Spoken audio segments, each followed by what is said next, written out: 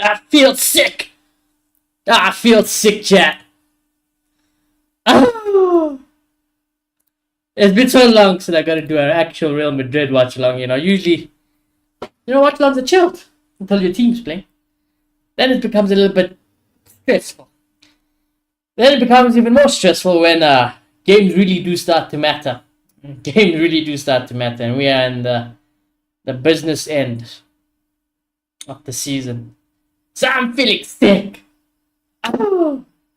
We're gonna discuss the lineups, chat. I got a gigantic. Oh, that's not supposed. A gigantic mug of tea. Well, it's my second biggest cup actually. Got tea. I got some biscuits because I'm gonna be panicky eating. Apologies in advance. I got some snacks over there. I got water. I washed my face. Washed my hair. I was too stressed. I'm too nervous. Confident as always, though. Real Madrid never really. What's the word? That's not the word. Let me rephrase. Real Madrid in the Champions League will always give me some sort of confidence, no matter how bad we are. We can still get the result we want, And hey, it's not all the time, but there's enough history, there's enough evidence to suggest that we can do it, and that we can do it again and again. And am I expecting a good performance? Honestly, chat, Madristas around the world? No, I'm not. I'm not expecting a good performance. Do I think we can get a result? Well, of course. Of course, I think we can get a result for sure, chat. Will we get a result today? I don't know. Honestly, I don't know.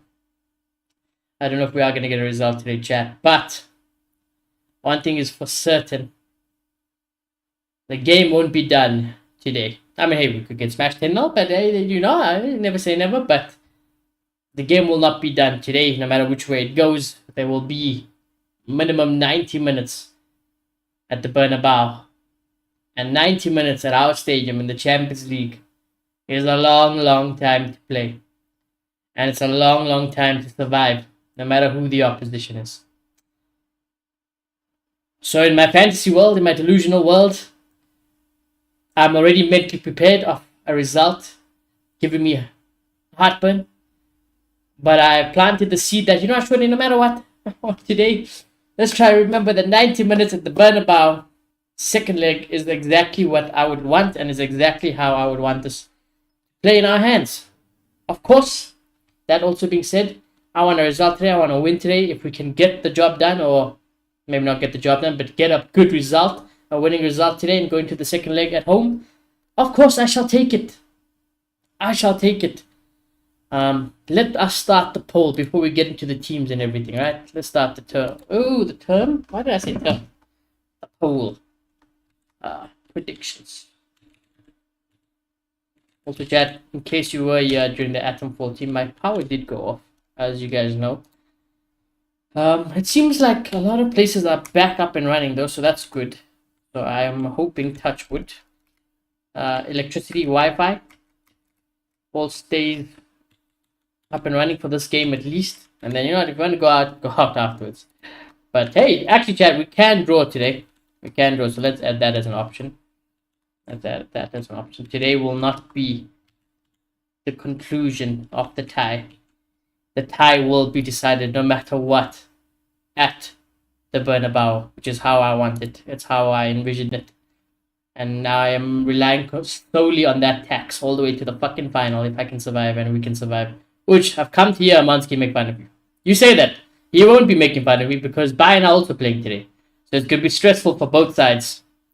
It's going to be stressful for Mansky's side. It's going to be stressful for my side. It's going to be stressful for Inter side. It's going to be stressful for Arsenal side. Shamelessly, I did go make fun of my dad. I said, "Oh, what are you watching? Your teammate playing today." Shamelessly. Will I live to regret it and bite my words? Probably not. I actually don't care. The proof is in the pudding. They can't do anything about it now. Mansky will be sleeping. He might be stressed sleeping. He might be stressed sleeping, honestly. Oh, yeah. Okay, so the poll is up, chat. You guys can give me your predictions. We're about just under half an hour away from kickoff. I started early today because there's probably a lot of things to discuss, a lot of things to break down. Let me pull up my team lineup. Of course, you guys have it on screen, but you know your boy's a bit blind, so I'm gonna have to check on my phone. All right, starting with the home team, the Arsenal. David Raya in goal. Timber, Saliba. Obviously, Gabriel is injured, so he's not playing. Kiwu, I don't know how you say his name. Let's just call him Kiwio. Starts in replace of him. Lewis Skelly at left back. Odegaard, Partey, Rice. Saka gets his start. He has been getting some minutes in the Premier League recently in the last 2 games. He hasn't started though yet. So Saka starting means he's ready to go. And Arteta will be glad for that. Arsenal will be glad for that. Moreno is still playing as striker. And Martinelli is on the other wing. Now, in terms of Arsenal side, Gabriel is obviously a huge miss for them, no doubt. I am not denying that. Of course, they don't have the full available attacking firepower that they would normally like. But Saka being back, Martinelli, heck, even being available, is a big positive, I'd say, for Arsenal. And this situation could have been worse for them. So I think on the bright side, and as a Real Madrid fan, I'd say, you know, it could have been worse, but it kind of evens out. You know, you lose Gabriel, you get Saka back, you know. So I don't know, who would you rather have? I think even Arsenal without Gabriel are very strong defensively, and I think we're gonna have trouble today. Now, before I even read out, because I saw the Real Madrid team before I started streaming and everything. Of course, I did. But before I give you the team, or whatever, before we go through the team, I did say I don't want to see Lucas Vazquez playing this game. I don't want to see David Alaba playing this game. And I want to see Asensio starting this game, of course. And the rest is in God's hands. At left back, if Fran is available and fit to play, you start him, in my opinion. Or even Camavinga even after that. However, Courtois in goal. You know, it's a good thing. It's a positive thing. Very positive, of course. To have our goalkeeper back and ready. No matter what, I believe I seen a post, a news article saying no matter what, that Courtois was going to be playing this game. You know, he could have been on his deathbed, but we'd have to play Courtois probably. Valverde at right back, happy days. No matter where you play Valverde, I honestly think he's fucking world class and can play in any position, play any way he wants, and do a more than decent enough job. So very reassured there, better than Vazquez. So we're off to a good start. It's a great start. Asensio, Rudiger, fantastic, happy days, no complaints. However, David Alaba is starting at left back for Real Madrid. Yeah, I don't know how to feel about that one. I don't know how to feel about that. I am very concerned. I think he is an absolute hazard in the making. I think that is big advantage to Arsenal. I think he's an absolute weakness. And I think, you know what? It's going to be what? Alaba against Saka. Saka's probably going to tear him apart. I mean, hey, I would love to sit here and be proven wrong by David Alaba, but I just don't see it happening. I think Saka's going to tear him apart, and I think that is going to be our biggest weakness today. And I think we will get punished. But it is what it is, man. It is what it is. It's done. We can't do anything to change about it. We can complain. We can give our opinion. We can give our thoughts on it. But I myself did not pick the team. Neither do you guys at home. Ancelotti has made his sword. And will he die by it? Heck, will he win the fight by it? Is yet to be seen. However, if you're asking for my opinion, that is the biggest problem for us tonight. Heck, even when Alaba's not playing, or we just have, you know, in general, as best of a backline we can play at the moment, we're still not that great. We do not play well. We do not play good football. Any team we play as if we're the fucking second best team on the field, and we don't know how to kick a ball. And then there'll be moments, because we have world-class players in positions, that they will turn it up, they'll turn it around, and they might get you a result. And heck, there are moments when we go behind, and then all of a sudden, the second half comes, Real Madrid like, oh yeah, let's remember who we are, and they all of a sudden turn it around, maybe get a quick goal for a comeback and a return. But sometimes it's not enough. And I think sooner or later, it's bound to catch up with us. this is one of those moments, I'd say, that football and the way we've been playing is going to catch up to us.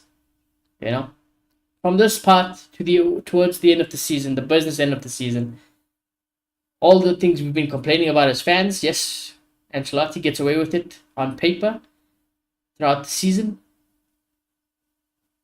but it can catch up towards us now. And we could be very much looking at a season where hypothetically you can get knocked out of Champions League, hypothetically the league is gone and we lose Copa del Rey, nothing has changed, and ultimately you're going to have to make some big decisions at the end of the season, which I think, honestly, like I said, where I'm at personally, no matter what we achieve this season, I think change is needed and has to be made. Standards have been not met at all, I'd say. And if we win the trophies, hey, we win the trophies. That's a big tick in the box. Of course, that's the only thing that matters at the end of the season. But I would still be very doubtful and concerned about our future. But it is what it is. Enough about the complaining. Midfield, we got Camavinga, Modric, and Jude Bellingham. Now, you know where I stand with Modric. No, I love Modric, of course. We all love Modric. But recently, at least in my opinion, I don't know if he's as reliable as others. But then again, who do we have really today? We don't really have many available. You know, there is no, double check the bench well, there is no Chouameni. You know, so you can't even play Chouameni even if you wanted to. You know, we don't have anybody else. There is no Ceballos. We have Goulet, but he was never going to play Goulet. Heck, we could have played Brahim and made Bellingham keeper, but then, you know, some would argue, might as well just play Modric in that case. So I don't necessarily blame him too much for the midfield choice. I think Alaba is the only thing I'd criticize so far. But yeah, Camavinga, Modric, and Jude Bellingham in midfield, and then the front three is full force in the out of form Vinny, if anything, the in form Mbappe. And Rodrigo has also been a little bit ghosty in recent times. So yeah, lads, that front three and our midfield, because I have faith in you guys. Do me a favor today. Don't give me stress. Please play your asses off. Absolutely turn it on today. Put in a performance and get a result. The back line, honestly, I would love for them to do a job, but relying on it and hoping on it, I think, is not healthy. So I've naturally accepted defeat with us defending and our back line in general. Like I said, heck, no matter what, we just seem to concede goals. We just seem to not look good. The midfield, the front three, lads, the job is as tough as ever. But I have faith, I have belief that, you know, on your days, even when we've not had a great season, but on your day, what I've noticed is when this team wants it, when this team wants to, they can turn it up. And for fuck's sakes, lads, if there ever is a time to turn the season around and start turning up, it is from now. It is from now till the end of the season. There are so many big games. So many big games. And we can salvage a mediocre performing season and still achieve the accolades we wanted. Maybe not in the manner we wanted, but hey, at the end of the day, if you win the Champions League, you win the league, we're not going to care how we did it, huh? We won't care. We won't look back and be like, oh, we were horrible that season. Oh, we were playing shite. The only time that matters is when you don't get the results and the accolades at the end of the season. So, it's in their hands today. It's going to be tough. I of course watch a lot of Arsenal. I watch a lot of Premier League in general as well. It's not going to be easy. Arsenal are defensively very solid. However, I say that Arsenal aren't a team that are guaranteed a clean sheet every game, though. You know, they still somehow, somewhere, always concede that very odd goal, and they could be defensively solid for that's like 90 minutes. Let's just say 80 minutes. But in that 10 minutes or so, something can happen, a mistake can be made, and they will concede a goal. However, we will probably need more than a goal today, I think. We will need more than a goal today. I just don't see us keeping a clean sheet. I would pray to God Arsenal doesn't keep a clean sheet, of course. That'll lead me to my score prediction, in which I would go with... I see Arsenal scoring here. I really do see Arsenal scoring. Saka probably gets... Saka against Alaba stressing me out, you know. Saka could, honestly... I know he's not 100% at it at the moment, but he's still Saka. And honestly, he can do something. He can do something against David Alaba.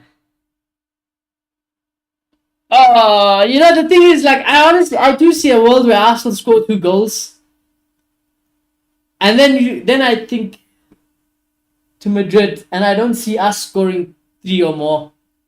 Like I said, Arsenal are so good defensively. What's up, random guy? Hala Madrid. Hala Madrid indeed. RCB also lost, didn't they? No, they won. I lied.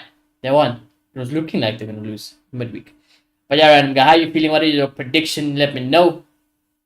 But yeah, chat. So I honestly see Arsenal scoring 2. And honestly, I think we'll also get 2. I'm going for a 2-2 draw. I think if we can get a win, that's obviously fucking take it no matter how we get it. I myself just can't see how we're going to do it. I think if we can restrain them to 1 goal, we win. But I back Arsenal to score some goals with the way we've been playing and the way we defend in general. But I back us to still score. No matter how bad we are, I think, we should always still be scoring 2 goals minimum a game at Real Madrid. So, Mbappe. Between Mbappe, Vinny, Rodrigo, and Bellingham, you guys can't fucking create and score 2 goals. What a waste of talent, what a waste of time. So, yeah. Personally, I'm going to go 2-2. I'm going to stick with 2-2. I don't think the tie is going to be done today at the Emirates. I think we're going to go Bernabeu. And we're going to win it there. That's how I think it's going to go realistically and in my heart and brain. Everything is leading to that direction for me. Random guy says 2-1 Madrid. Decent away win. Okay. Positivity. I like it. What's up, Anish? How you doing? He's saying, Ashwani, Real Madrid are dangerous in the Champions League. They have this it factor in the UEFA Champions League. I don't deny it. As a Real Madrid fan, I don't deny it. But I also watch every single Real Madrid game this season. Regardless. And I know how we perform. I know how we play. And in the Champions League, yes, we get the... Actually, nothing really. I regret saying that. In the Champions League, we don't perform better. If anything, we play the same as how we play in the league, in cups, which is disappointingly. The only difference is, in the Champions League, we've been getting that result. Performance-wise, it's still horrible. It is still horrible. So, yeah. I think it's going to be difficult. Like I said, Chad, I'm going 2-2. And I think we'll win it at the Bernabeu. That's what I hope. But of course, by no means, fucking Madrid proved me wrong today. Smash, Arsenal score 5 goals, win the game. And let me go and sleep in peace with a smile on my face. I am all there for that. I will say also, if Arsenal do win this game, heck, if Arsenal even dominate us and win this game, would I be surprised? No, honestly, no. I am going into this game quite pragmatic and negative. And I know I want to be positive. All the positivity is coming from literally, like Anish said, and like all of us been saying, it's Real Madrid and it's in the Champions League. That is literally where all my positivity is coming from. So, yeah. Realistically and brain-wise, I can't sit here and lie to myself and say that I feel confident in a win, though. So yeah, chat. 2-2. The benches for each team. Right, so Arsenal got Tierney available. They got White, they got Zinchenko, Trossard, Jorginho. The rest of goalkeepers there. And the rest, they do have Narawi actually on the bench as well. We, of course, have Goulet. We got Hendrik. Vasquez, who should not be coming on. Vallejo also should not be coming on. Fran Garcia, who should probably be starting for me, in my opinion. We do have Brahim Diaz. We know Ancelotti loves Brahim as well. And we got a couple of youngsters as well. But not the greatest of depth. If anything, Arsenal... Yeah, if anything, both teams are lacking some depth. Especially if you need to change the game. I mean, Arsenal would probably bring in like a Trossard. Tierney is quite attacking, I guess, if he can be. Jorginho is quite reliable. That's about it, really, though. If we need to change the game in our favor, we still got Goulet, Hendrik, who I love to have. But he does, let's be honest, Ancelotti ain't the type of manager to put those guys on if we do need a result anyway. So you'll probably be looking at Brahim. And that's about it. Brahim and Garcia, I think. Honestly, looking at our bench, I think the guaranteed substitutes, no matter what happens, however this game goes, I think he is going to bring on Brahim. He is going to bring on Garcia. And he will bring on Vasquez. And honestly, that might be to our detriment towards the end of the game. But we all know Ancelotti. If you're a Real Madrid supporter and you've been watching Real Madrid in general and you know what's happening, you guys know that that's going to definitely make an appearance. So yeah, chat, that's my thoughts there. Also, chat, 10 minutes away from kickoff, I am going to speak about the Bayern and Inter game quickly, which is very interesting. I would say if they weren't fucking playing today at the same time and same day as Real Madrid, I would absolutely love to have watched that game. But it's unfortunate. Team lineups as follows. Where are Bayern playing today? They are playing at their home ground. They are playing at the Allianz. So they got Ubik. Or if you read it just in plain English, you're big. That's a great name for a goalkeeper. They got Lema, who I've been absolutely loving. I love watching Lema play. They got Diaz back, Kim. So Kim and Diaz at the centre back pairing, and they got Stanisic at the other fullback. Then they've got Kimmich and Goretzka, Olise, Guerrero, Sane, and Harry Kane. So pretty strong. Pretty strong. Gnabry on the bench, Palhinha. No Neuer, of course, is injured. They've got Muller. Yo, did I say Muller? I don't know why I said Muller. The Spanish came over me. But Muller is obviously on the bench, which could be... Well, that's not... Actually, I'm not a Bayern fan, but, I always like being nice, still. But it is his last year in the Champions League with Bayern. It is his last season in general with Bayern, so sad times ahead for Bayern fans. Being a loyal servant for the club. And it says, Ancelotti got lots of experience. He does, but Ancelotti has only also won 9 leagues out of 30. So it comes and it goes. It comes and it goes. I'm just looking at the bracket here. So if we win, we play whoever wins between us. Not us. Between Villa and Paris. Barca Dortmund play whoever wins between Inter and Bayern. What was I saying? Oh yeah, Muller. He's been a great servant for the club, and it's going to be sad, of course, when he departs at the end of the season. So I'm sure he'd want to be giving it all.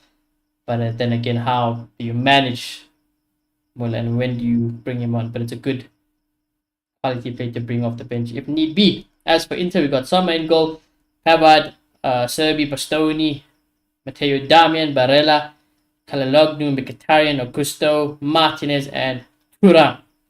So pretty much full strength, I'd say, for Inter. On the bench, they got De Vrij, they got Arnautovic. Yeah, I haven't heard that name for so long. Arnautovic, Marti. Oh no, don't really care too much about. They got others, but honestly, Jet, I don't really care too much. Yeah, but they do have full strength. That is good for Inter, I'd say. Oh, that's a hard game to call. My score prediction or prediction in general for Bayern and Inter. I think Bayern at home are strong, but similar to Real Madrid. I always tell Amonski, and Amonski always mentions it as well, because naturally we keep ties in Bayern now a lot more than we used to because of Amonski. Bayern have not been great at all really this season as well. Hey, they are going to walk the league pretty much still, but they are more than capable of not getting a result and giving in a poor performance. That is not something that is not possible for Bayern. In fact, I was looking at the league. I was looking at the leagues for both Bayern and Inter. When did I look at the league? I looked at it 2 days ago. I think, no, not 2 days, maybe yesterday. Did I have power yesterday? The power situation's been fucking with my remembering of the week. But maybe it was yesterday. I think it was yesterday. We were speaking about, we looked at the form of each team, and honestly, not full winning games in a row for either team. So I don't know. Honestly, I don't know. I don't claim to know enough about Inter. I don't claim to watch Inter all the time in my spare time. I know that they're a good team. I know they're Italy's best at the moment, pretty much. I know they're quite reliable. And you don't come this far in the Champions League, even if you're not performing well. Unless your name's Real Madrid, I guess. But at home, maybe Bayern holds out for a draw. So, I'm going to go 2-2 also as well. I'm going to be boring. I'm going to go 2-2 for the Madrid game. I'm going to go 2-2 for the Bayern and Inter game as well, you know. Definitely going to be wrong, though. I highly doubt that I'm going to get both predictions correct. 2-2 draw in both games today, in both Champions League games today. I just don't see the world where it happens, Chad. Right, surely not. Surely not. Somebody got to win. Somebody's got to win a game today, right?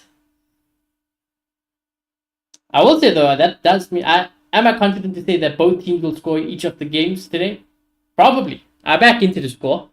I back Bayern still to score. I back Real Madrid. I back Arsenal to score for sure as well. So, yeah, I think there'll be goals today in the Champions League, regardless of which games you guys are watching. It could be quite a few goals. Like I said, 2-2 is still quite a lot of goals. It's very entertaining on paper as well. So we might be in for a good Champions League match day. Tomorrow we are doing Barca and Dortmund as well, chat, as our watch along. So yeah, excited for that as well, just to get a scouting report basically on Barca before we play them twice, both the league and the cup. But let us take our attention to the Emirates, to London, as the players are in the tunnel. The players are in the tunnel. Mbappe shaking hands with Saliba. Alright. I didn't really have to get a chance to have my biscuits.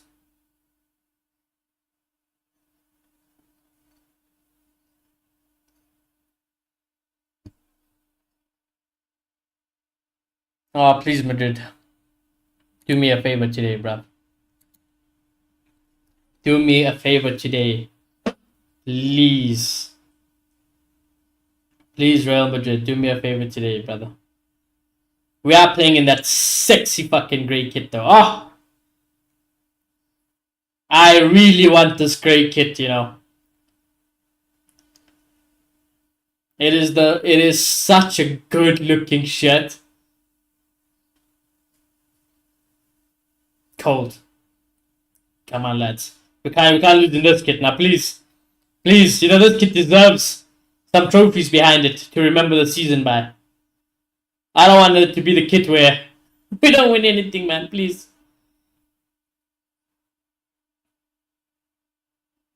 I might have to go buy it, you know. I might have to go to my guys, the connections, and be like, listen, man, I need the Real Madrid grey kit, please, brother. Can't afford a fucking real one, but, you know. Amansky.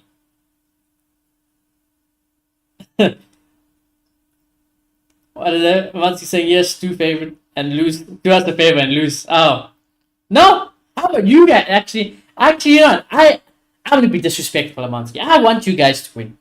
You know what I'm saying? Because in the off chance we meet each other, I'd rather play you guys than Inter. How's that? Good luck, Amansky, though. All the best, brother. Thank you for the donation. Good luck to you, Amansky. The Emirates are up for it.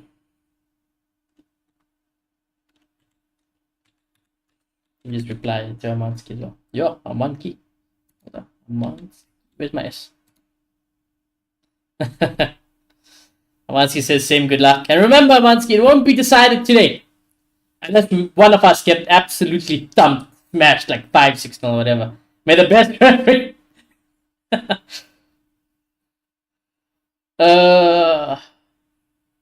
I can hear you. Yeah. I still like to reply to you anyways.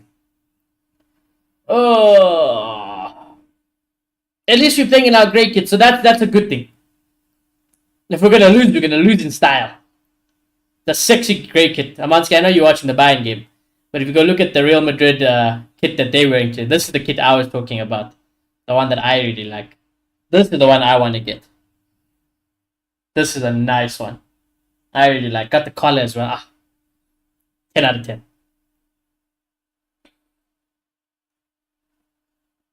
So far this season, between our grey kit and Bayern's, the beige one, those are the best footballing kits I've seen. from many teams. I mean, I watch a lot of teams, I watch a lot of football, but those two really stand out for me: the Bayern one and our one.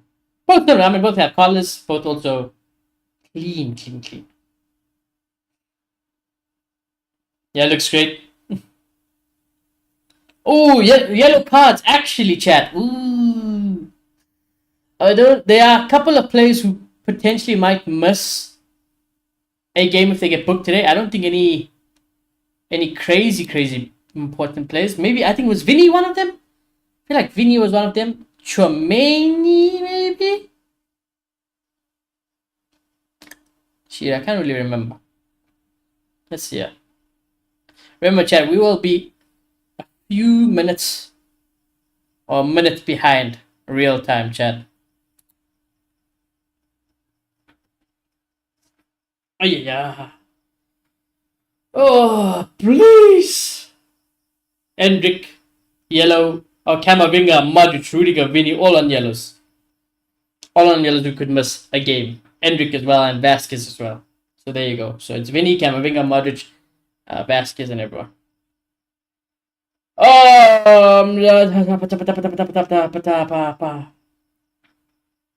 I'm feeling sick.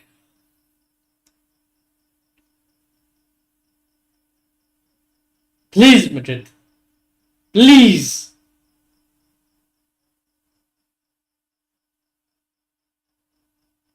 No, the kid is too nice to lose, lads. Look at how nice the long sleeve is on Mbappe. This kid is sexy. Julian says we got the Samansky. Good luck, lads. Good luck to everyone whose teams are playing today. May the best teams win. And we are up and running. It's a bit foggy there at the Emirates.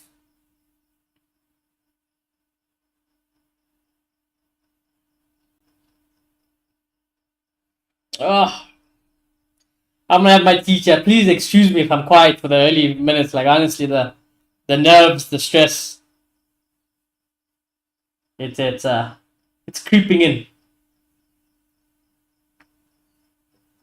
I was too nervous to even eat my biscuits. Okay, this is good. Back to the right! To the right! Ah, my God. There was a open, free pass to the right here. And Mbappe is shooting from like fucking 30 yards out. Straight to Raya. I can't believe he did that. No Musiala. Oh, yeah. I didn't even recognize. No Musiala as well. That's a big blow, actually. No, yeah, no Musiala.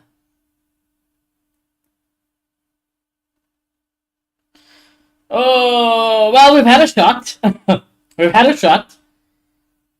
Mind you, it was from fucking years out.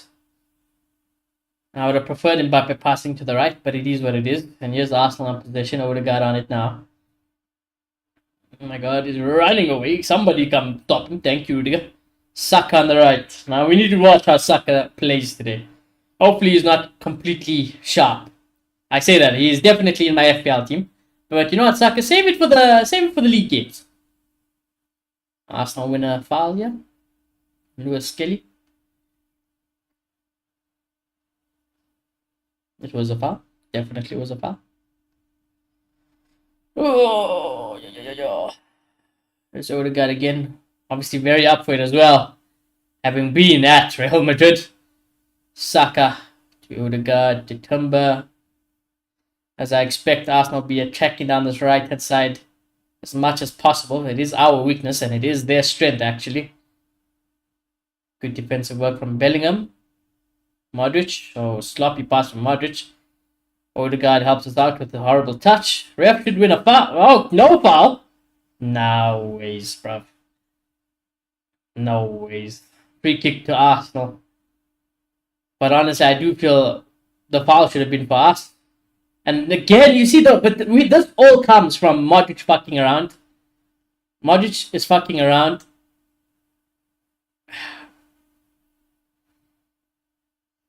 I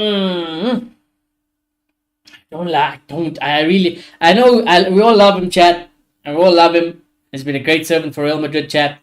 He has his moments here and there, but I really don't like Modric's starting games. Off the bench, I don't mind, but starting games, I really don't sit here with confidence. But again, what can we do? What can we do? It's the hand we dealt. Now this is a decent position to whoop in a cross from Arsenal. Heck, you might even try catch Courtois out, but I highly doubt Odegaard would do that. Luckily, he put in a shite cross. we'll take that. Oh, Vinny! Vinny! Vinny! Look at Mbappe! Look at Mbappe! Look at Mbappe! Look at Mbappe! Head up! Fucked it. He fucking fucked it. Oh my god, we should have done so much better. This should be a goal. I'm gonna say this should be a fucking goal. You got gifted a one-on-one with a defender. You got Mbappe in yards of space. Yards of space. You could have hit that pass early for him to run into it and be one-on-one with David Raya. Oh, he fucked it, you know. Oh, he fucked it. What a dickhead. I honestly, Vinny needs to fucking switch on. Recently, he's been pissing me off, bro. He's been pissing me off. That's our marks. This Arsenal hate watch is going to be sensational.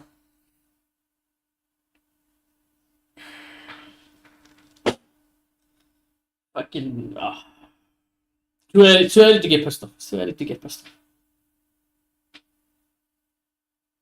Oh, that's no, well, I was gonna say it was looking like a nice ball for Rice, but I still sure deals with it. That's good. It's good. It's good. It's good. Yeah, like I said, it honestly could have been worse, Chad. Imagine I seen Alaba at fucking centre back. God damn, I would have been crying. I would have just been like, you know, let's go home one time. At least Rudiger and Asensio at centre back. That's the one fucking positive. Arsenal go for a throw. Camavinga doesn't clear it well. I get a second chance to clear it. Oh, not the greatest. Still goes to Odegaard. Saka on the right. Oh my god. I thought he scored an own goal. Holy shit. Lads, can we stop this? Like, I don't know what it is. In the fucking Copa del Rey game, Alaba did this twice. He scored 2 own goals very similarly. Can we not fuck around with it? There was nobody even there. There was no Arsenal player in yes. And if you are going to put it. Oh, there we go. Arsenal got a corner. And we know how fucking Arsenal had a corner. Luckily, there is no Gabriel to deal with, which is a slight positive. A big positive, but Arsenal are still more than capable. Here comes Saka's delivery. It's not bad. Oh, we nearly went in the net. Courtois punches it out for another corner. Just look at the 15, surely. Just look at the 15. Yeah, that's what I'm doing. I'm looking at Courtois' 15 Champions Leagues on his sleeve, and I just eases the heart rate. It eases the heart rate a little bit. 15, yes. On the road to 60. Right, Saka to open it again. Gets whipped in. Oh my god! I thought it went in. For once, the camera's angle did not kill me. Mbappe. That's very well done, actually, to Rodrigo. Right, there is some space here. Arsenal got numbers back, though, now. Modric, brother, cook up something, bro. Yeah. Cook up something. This whole left-hand side, honestly, I'm stressed. Modric, Alaba, Vinny, the way he's been playing recently, I'm fucking so stressed.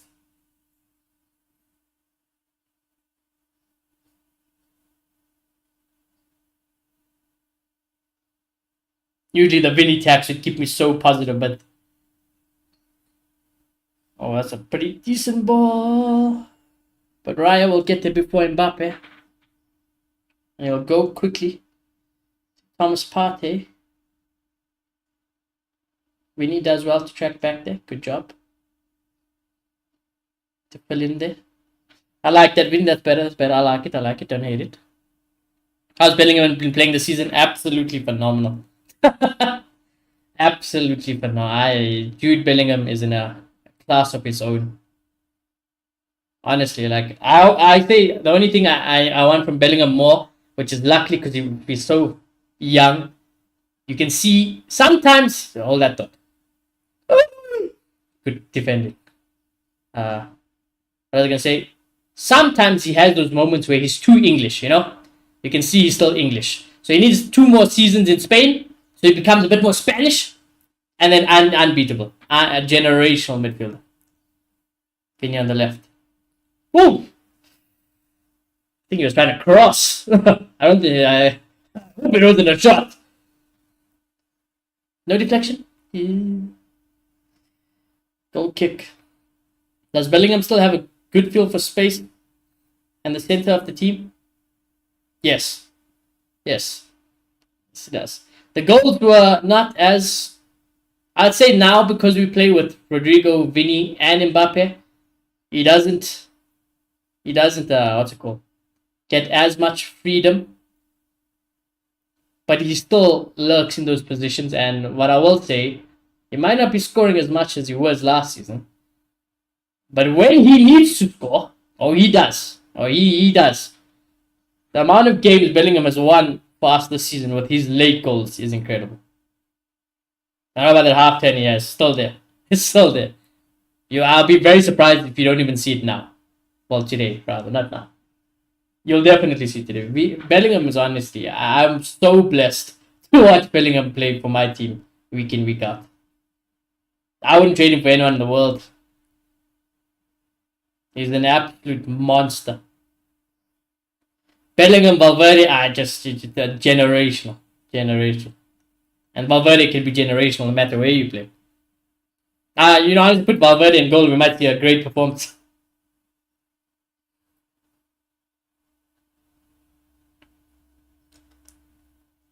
The only time Bellingham were Martinelli, cross comes in. Good from Alaba, actually. Well done, David Alaba. I'll counter that. Ooh, unlucky Mbappe. The idea was right. Modric. Holy shit. When in doubt, kick it out. But goddamn. Could have went anywhere. Vinny back to Rudiger. Another saying, yes, the only games I've been disappointed with Valverde and Bellingham were actually it was against Liverpool. I can count them on my hand, I think. Liverpool. Both Barca games. Both Barca games, they were horrible. Was there another time? I don't think so,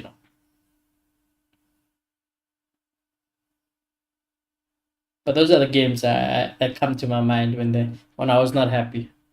But same could be said by a lot of them. And Liverpool's one is the most, because against I watch McAllister, Stabosly, and Gravenberch week in, week out, and honestly, they are so fucking mid. And those are the problems. That over the 2 legs, especially against PSG, that's where they went out. They were horrible. And we let them cook us. I can't lie, I thought there was a free kick for Arsenal there, but referee says nothing. We'll call it even, ref. We'll call it even. We should have had the foul last time. That's a definite foul. That's a definite foul. That is crazy. I can't believe we got away with that one. We call it even. I tell you, we call it even. The first one wasn't a foul. He gave it to Arsenal. First one was a foul. He didn't give it to Arsenal. Right. Great referee. Great referee. He's gotten 0 for 2 decisions. The commentator just said, I like the way the referee's playing. Yeah. Bro went 0 for 2. That half-10 was dangerous when he was at Dortmund. It's still half-10. It's just like... It's amazing how... people are going to hate this comparison, but... It was like watching how Paul Pogba was when he was on it. Maybe not as silky and smooth with it, Bellingham, but equally as effective. But that's what I'm saying. I think he still needs 2 seasons at Spain. That's what I'm saying. He's just too English. You can see he does it. It's effective. It's just so technical. Not silky smooth. Arsenal in the box. God, not cleared. Partey. Oh my god. Saved. Bounced out to Asensio. Kicks it again. And Courtois will pick it up. Oh lord. Arsenal looking dangerous. What the fuck? It's how Real Madrid is. I watched every single Real Madrid game. We are not a good team. Don't let our name fool you. Don't let our aura fool you. We are horrible. I said regardless, if Ancelotti wins Champions League, wins the league, wins the Copa, fire him. Fire him. We are horrible. We stink up every weekend game. Every league game, every cup game, we stink. And we get away with murder because we actually have world-class players. And they all love Ancelotti. This team will not give up Ancelotti at all. But we honestly are a team that are not coached. We are uncoached. We're there for vibes. We concede goals, and then in the 80th minute, we're like, oh yeah, we Real Madrid. That's never a penalty, by the way. That's never a penalty. If this is given as a penalty, the game is gone. There is no way you can give this as a penalty. There is no way you give this as a penalty. You are taking the piss. I can't believe it's taken this long. There's no ways you can give this. Where else is he supposed to put his arm? Where else is... I mean, he's even tucking his arm behind his back.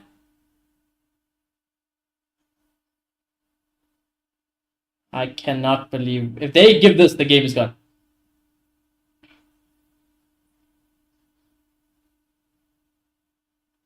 No penalty. Good decision. Thank fucking God.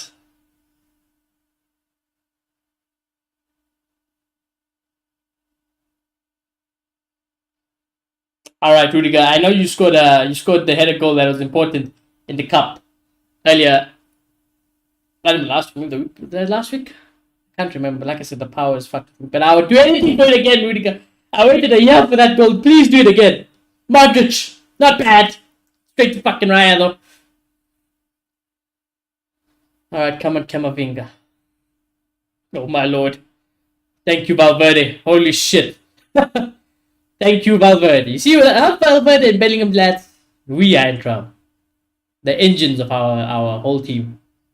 Those two. Mbappe, what the fuck? There is no time for trickery today. There is no time for trickery. Let's switch on, lads. We're winning 5-0.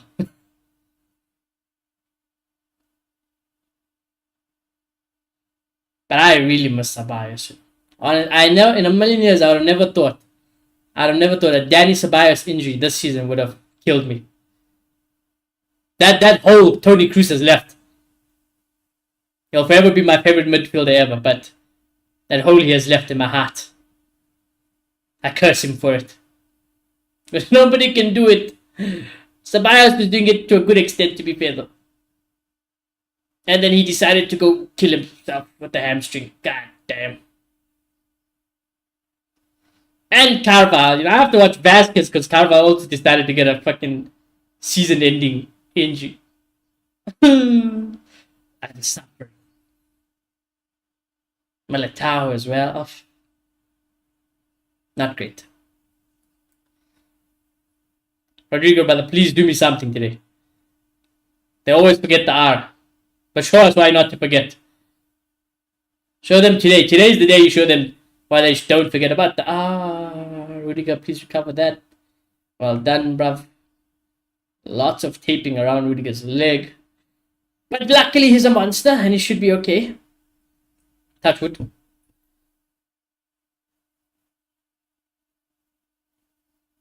But I will say, in case nobody... Ooh, all that thought. Rudiger, good, well done. Alaba, don't fuck it up, don't fuck it up.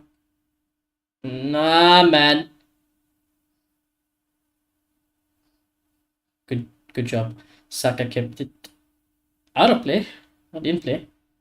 What was I saying? If there is one good thing I can say for those of you who haven't watched Real Madrid much this season, we've had many injuries, but the shining light and the diamond that we have discovered in Asensio, who you'll notice is our other centre back next to Rudiger, is amazing and is one to watch. For a young lad to come in at centre back for Real Madrid and put in the job he's been putting in recently, where it's to the point where if he isn't in our team, we haven't won a game, I believe. We haven't won a game without Asensio starting. Is immense. So oh my god, that's a foul. Thank you. Thank you. I thought he was gonna get away with dark arts there, Odegaard. That was a good attempt, to be fair.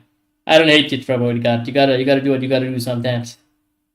Another day you get away with this. 18 minutes gone, it's flown by. think it's just because I'm on the edge. Vini was first time looking for a switch to Rodrigo. Not gonna get it. Rodrigo does well. Not well enough though. Lewis Kelly does even better. Asensio will get there though. That's my centre back. That's my centre back. Why doesn't Gula start more often? Because Ancelotti is a criminal of a terrorist of a manager. That's why. Ancelotti has got his favourite set in stone. And even after that, he will play the more experienced players who he thinks are worthy of game time. Even Endrick has been phenomenal. If you look at every time Endrick starts even and he scores, it's amazing. And Endrick is, of course, also a world-class talent and striker one day. But he won't bring him on. He'll bring on Ibrahim Diaz instead before then. He will bring on, if there's a Modric before then. If it's a Camavinga before then. In the Copa del Rey, though, both Goulet and Endrick start. They've both been starting there, to be fair. Anywhere else, they get like nothing. They get like literally pity minutes at anything, maybe like 3-5 minutes. If Madrid are down by a goal and when you have a corner, you'll bring on Goulet just to whoop it in or something. It's honestly a mistake. He just I don't know what it is. Just he doesn't like relying on them when you need somebody to change the game. That's the only way I can put it. That's a pretty good ball. It's a good tackle, Camavinga. Great tackle. Turn him again. Right, pass it. Oh, God. Odegaard. Good tackle again, Camavinga. Take it away, Rudiger. First forward. Keep going. Keep going. To Rodrigo. Whoa, don't give him that much space. Skelly, you will get turned. Mbappe pass it to the left. Great pass to Vinny. Vinny, skin him.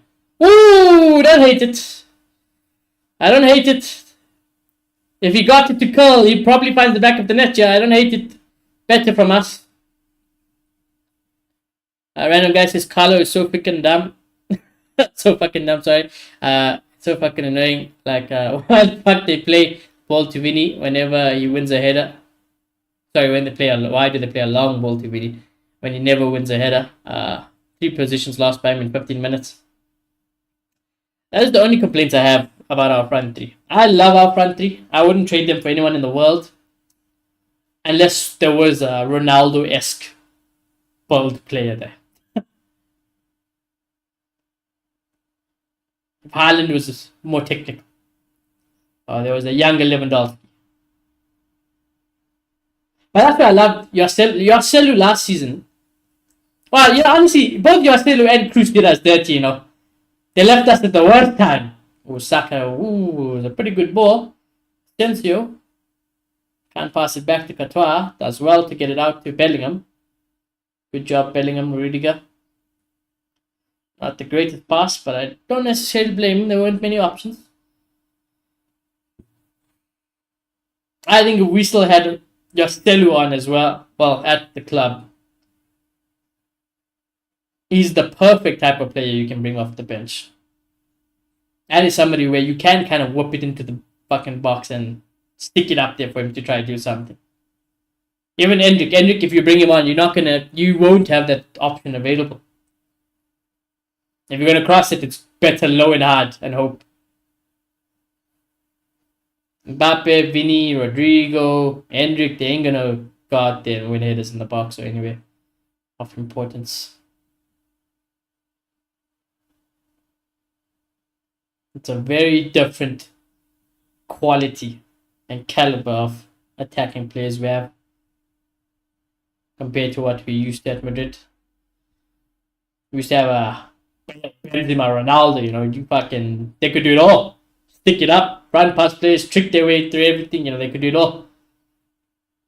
Now we have very talented, very good, very good, what was the word? Just very good players in general.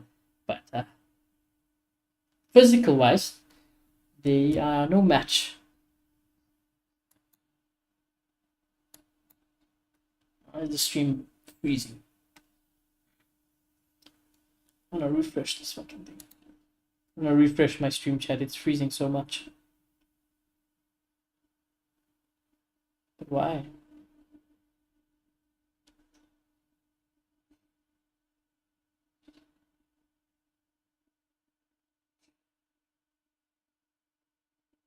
I say one solid Madrid counter attack. That's what we always hope for.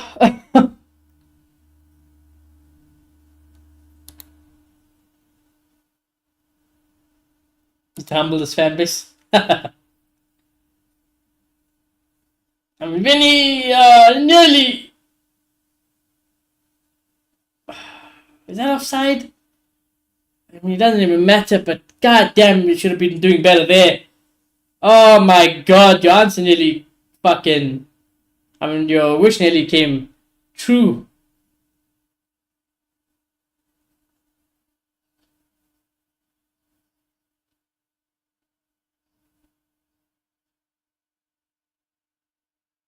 Madrid.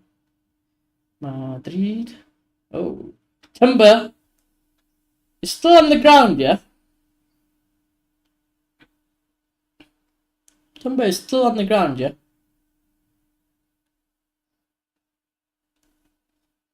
This would be a massive blow for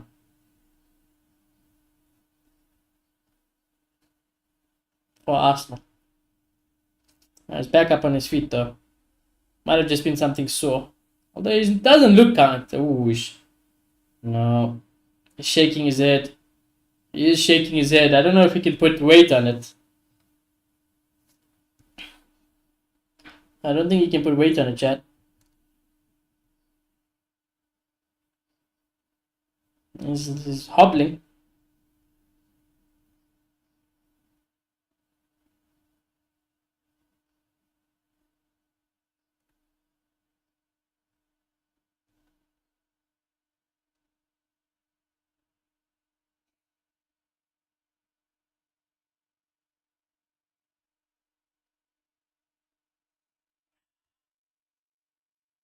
Right, anyways. Play resumes. I'm not happy, you know. Quarter for now. I mean, 25 minutes gone. I'm not happy. I ain't happy. Amansky says we got a few good chances. I hope it won't bite us back. That's what you're trying to say. We've had half a chance. We've had some good potential counters that could have been worked better. I wouldn't say we've had a good chance yet, though. Harry Kane is the worst football on the planet. And this is the times where you don't want Harry Kane. I'll tell you that much. Business end of the season is not when you want Harry Kane. Good pass in Mbappe. Oh, good defending. Good defending, Saliba. Rodrigo wins it back though. Come on, lads. Do something! Mbappe, good turn. Find a pass. No. Good tackle, Camavinga. Well done, son. Holy shit. Give it to Bellingham. Okay, that works also. Well done, Mbappe. Rodrigo. I tell you what though, if you do want to whoop in crosses, that's when we actually love Bellingham making that run into the box. Because you know what? If there is somebody who's gonna convert the chance like that, you probably want your fucking 2-meter tall center attacking midfielder to be running out on that. Absolute sitter put wide. Amansky said you should have scored. Oh no.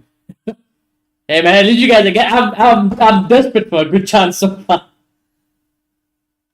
I will say though, with Real Madrid, generally we do need one. We only need one sometimes. We are quite clinical. I don't have much to complain about my team in that sense, to be fair. My team in that sense are quite reliable. Ask them to take a penalty though, fuck sakes. They've been shite at that. And that's because Ancelotti has this dumb rule where it's Vinny 1 week, Mbappe 1 week, Jude the next, and again, repeat the cycle. So I hate that about him. I think at the moment we just need to put whoever's the most in form on the penalty, and that is actually Mbappe. Good ball to Mbappe. I lied. The camera made it look better than it was. It went straight to Raya. There's Partey on the ball now. Timber. Saliba. Arsenal players are... It's weird. They're high up. But they're also so spread out. It doesn't look like there's that many Arsenal players forward. But they actually are. Very well spread out Arsenal at the moment. Good defending Camavinga man of the match so far for me. Well, from my Real Madrid point of view, rather, should I say. Fucking hell. Camavinga is playing like he's like ready for his due tomorrow. Oh my. Adidas F50. Yo, when was the last time? Do you guys remember the F50 football boots back in school? I was always jealous of the kids who had the F50s. And my dad only said he'll ever buy me an F50 if I made the B team.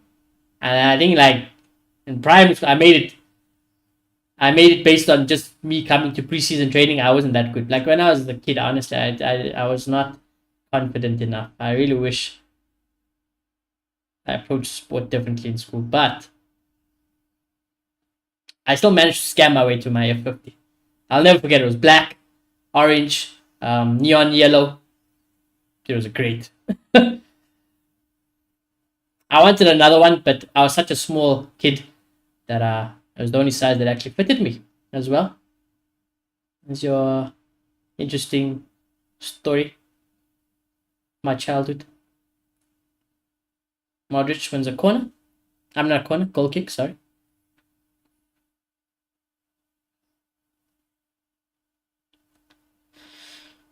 About 30 minutes gone. It could be worse. I think I'm so negative and pragmatic about this game. I sit here and I'm like, you know what, I'll still take it. I'll still take it for now.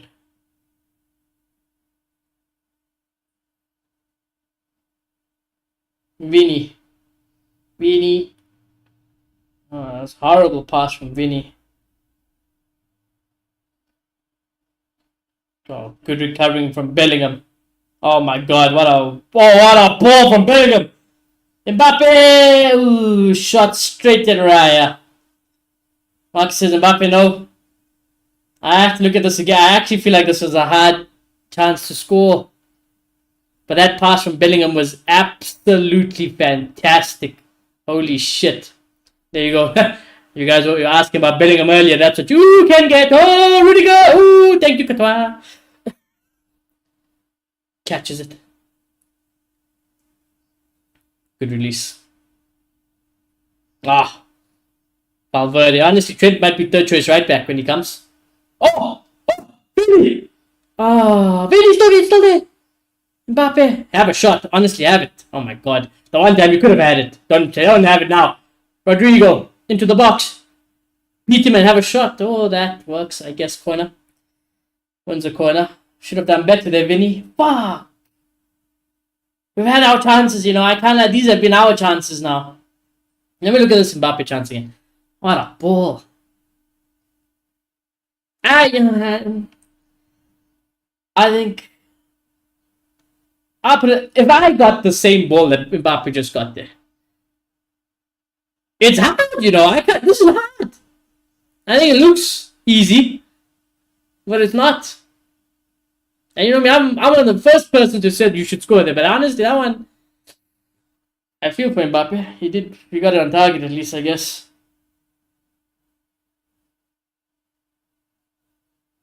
Alright, corner Madrid now. We ain't the greatest teams when it comes to scoring from a corner. As you can tell why. Straight to Saka. That's exactly why. We will win a throw-in though. There's still 0-0 all around, right? 0-0 in this game, 0-0 in Bayern. Camavinga has probably been our best player so far. Rudiger goes back to Courtois. Or Pete Odegaard. Then distributes. And for a long ball. Rodrigo not going to get it. Modric, well done. Rodrigo! Nearly. Oh, Bellingham.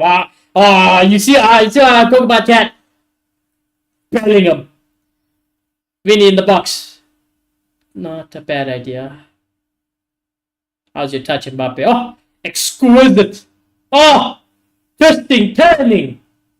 What? That's some bullshit. They gave a foul to Arsenal. The ref doesn't like watching football. Look at this. Exquisite. Holy shit. Look at the drop. Oh. It's sexy. That's some utter bullshit. This is some utter woke nonsense from this referee. Some utter woke nonsense from this referee, yeah.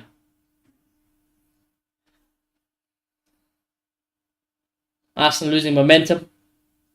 Oh, don't worry. Real Madrid will surprise you with how shite they can be. In one instance. You'll see if we concede a goal, it will be like the most disgusting thing you've ever witnessed. So I still don't trust. I don't trust. We've made relegation Valencia, people like Las Palmas, look like fucking prime Barcelonas against us sometimes. So there's a mistake in us. There's always a mistake in us. Who the hell is trying to call me? What the fuck?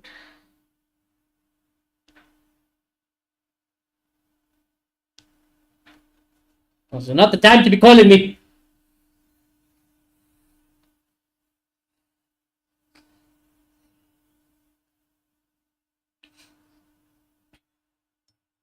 Time to have tea.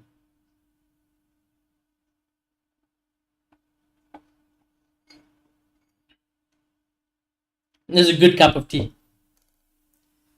Come on, lads. I have a good cup of tea. I have electricity for once. I haven't got to do a watch along for my team for so long. We're playing in the sexy kit. All I ask is for a win. To put the cherry on top of the cake. Well done, Rodrigo and Camavinga. Well done, Modric. Valverde, how's your pass? Oh my god. It might be orgasmic. Holy shit, it is. Good job. Vinny wins the foul. Well done. Better. This is good. This is good. This is better from Madrid. Timber's begging. The only thing you should be begging is Vinny to get off this pitch, brother, because you're going to be on toast today. But I will say, though, although Vinny has not been... Camavinga wins position again. As much as Vinny has not been in form as he has been, one thing about Vinicius this season is that the longer the game goes, the more Vinny tends to grow in a game. The more people get tired around him, Vinny doesn't falter. So he does become dangerous. He's a slow burner this season, Vinny. He's not absolutely on it this season, but when he does get on it towards the end of the game, he is something special. So don't write him off just yet. Played over the top, Modric. Tony Cruz should have played that pass. That's all I'm saying. But it's fine. Camavinga, oh my god. Rudiger. Now that's that shit. That's that ball I'm talking about. How's your touch? Ooh! Doesn't get to him though. Good defending. Rodrigo does well. Camavinga fortunately doesn't get the tackle right this time. And Arsenal can break away a little bit here. We do have players back though. Rice trying to switch it up to Odegaard. Takes it down well, to be fair. Bellingham is on him though, to be fair. And Bellingham ain't going to give you the easiest of times. Bellingham against Saka. Saka. Oh my god, Arsenal should have scored. Arsenal should have scored. If any Arsenal player gambled on that, it was 1-0 to the Arsenal. That ball from Saka is absolutely fantastic. It went through everyone.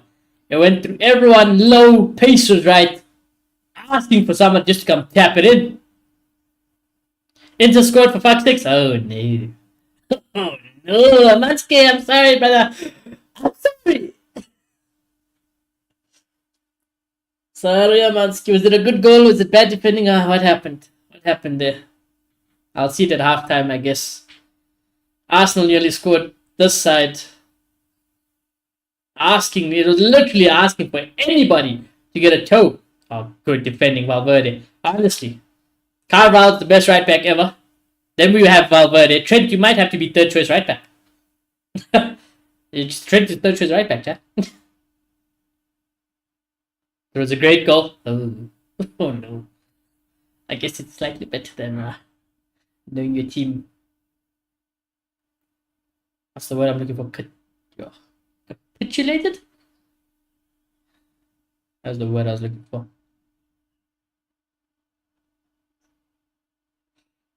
Stream is freezing. Stop freezing. Fucking Mbappe, who's deep this time. If I could watch this game without fucking buffering every 5 seconds, would be great. Modric to Mbappe. Camavingas. Bellingham. Alaba was actually for once a little bit high up the pitch, which is a positive thing to see. Camavinga. Modric.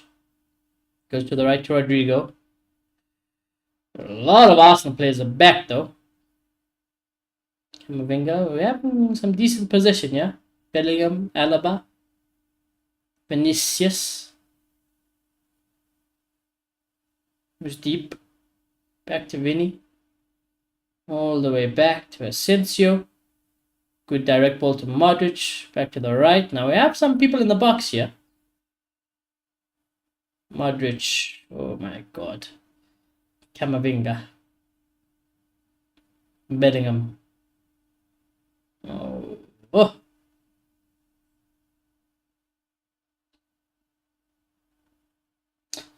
Not happy. Like I said, and that's right there is why I asked them to not have the minerals.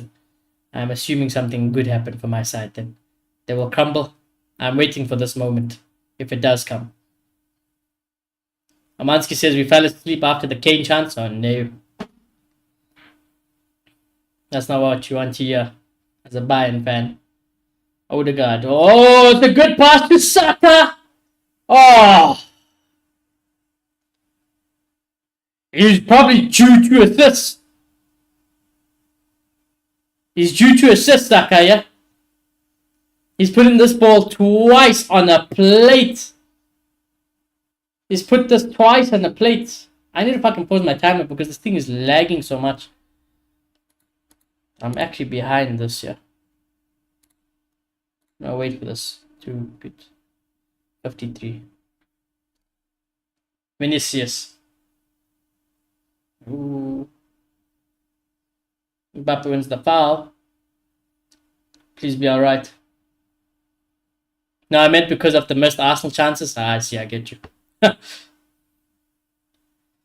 Well, that being said, though, I do. Saka is due to assist. Oh my god. I mean, what? I'm just going to resume the time because I actually don't have the timer on my screen. Should have to assist Saka. You can see the Arsenal fans are in shock.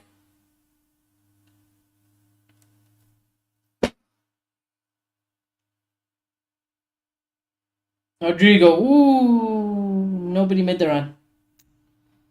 I like the idea, but nobody was making that run. Even then, it probably was overhit. Partey.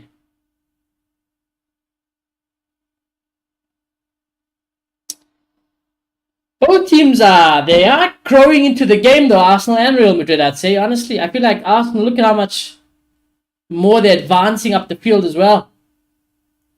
Maybe they're getting a little bit, what's the word? I wouldn't say desperate, but for lack of a better word, desperate. And Real Madrid equally just trying to respond to it as well by themselves when in possession. Out of possession is that I'm most worried about Real Madrid though. The longer we can stay disciplined as a team, the happier I'll be. Because attacking wise and when in possession, I'm not worried about Real Madrid too much. Eventually our time will come. Just keep the back door as firm as possible, as tight as possible. We've had 2 leaks, we've had 2 scares with Saka's fucking low passes across the box. But it hasn't come back to bite us just yet.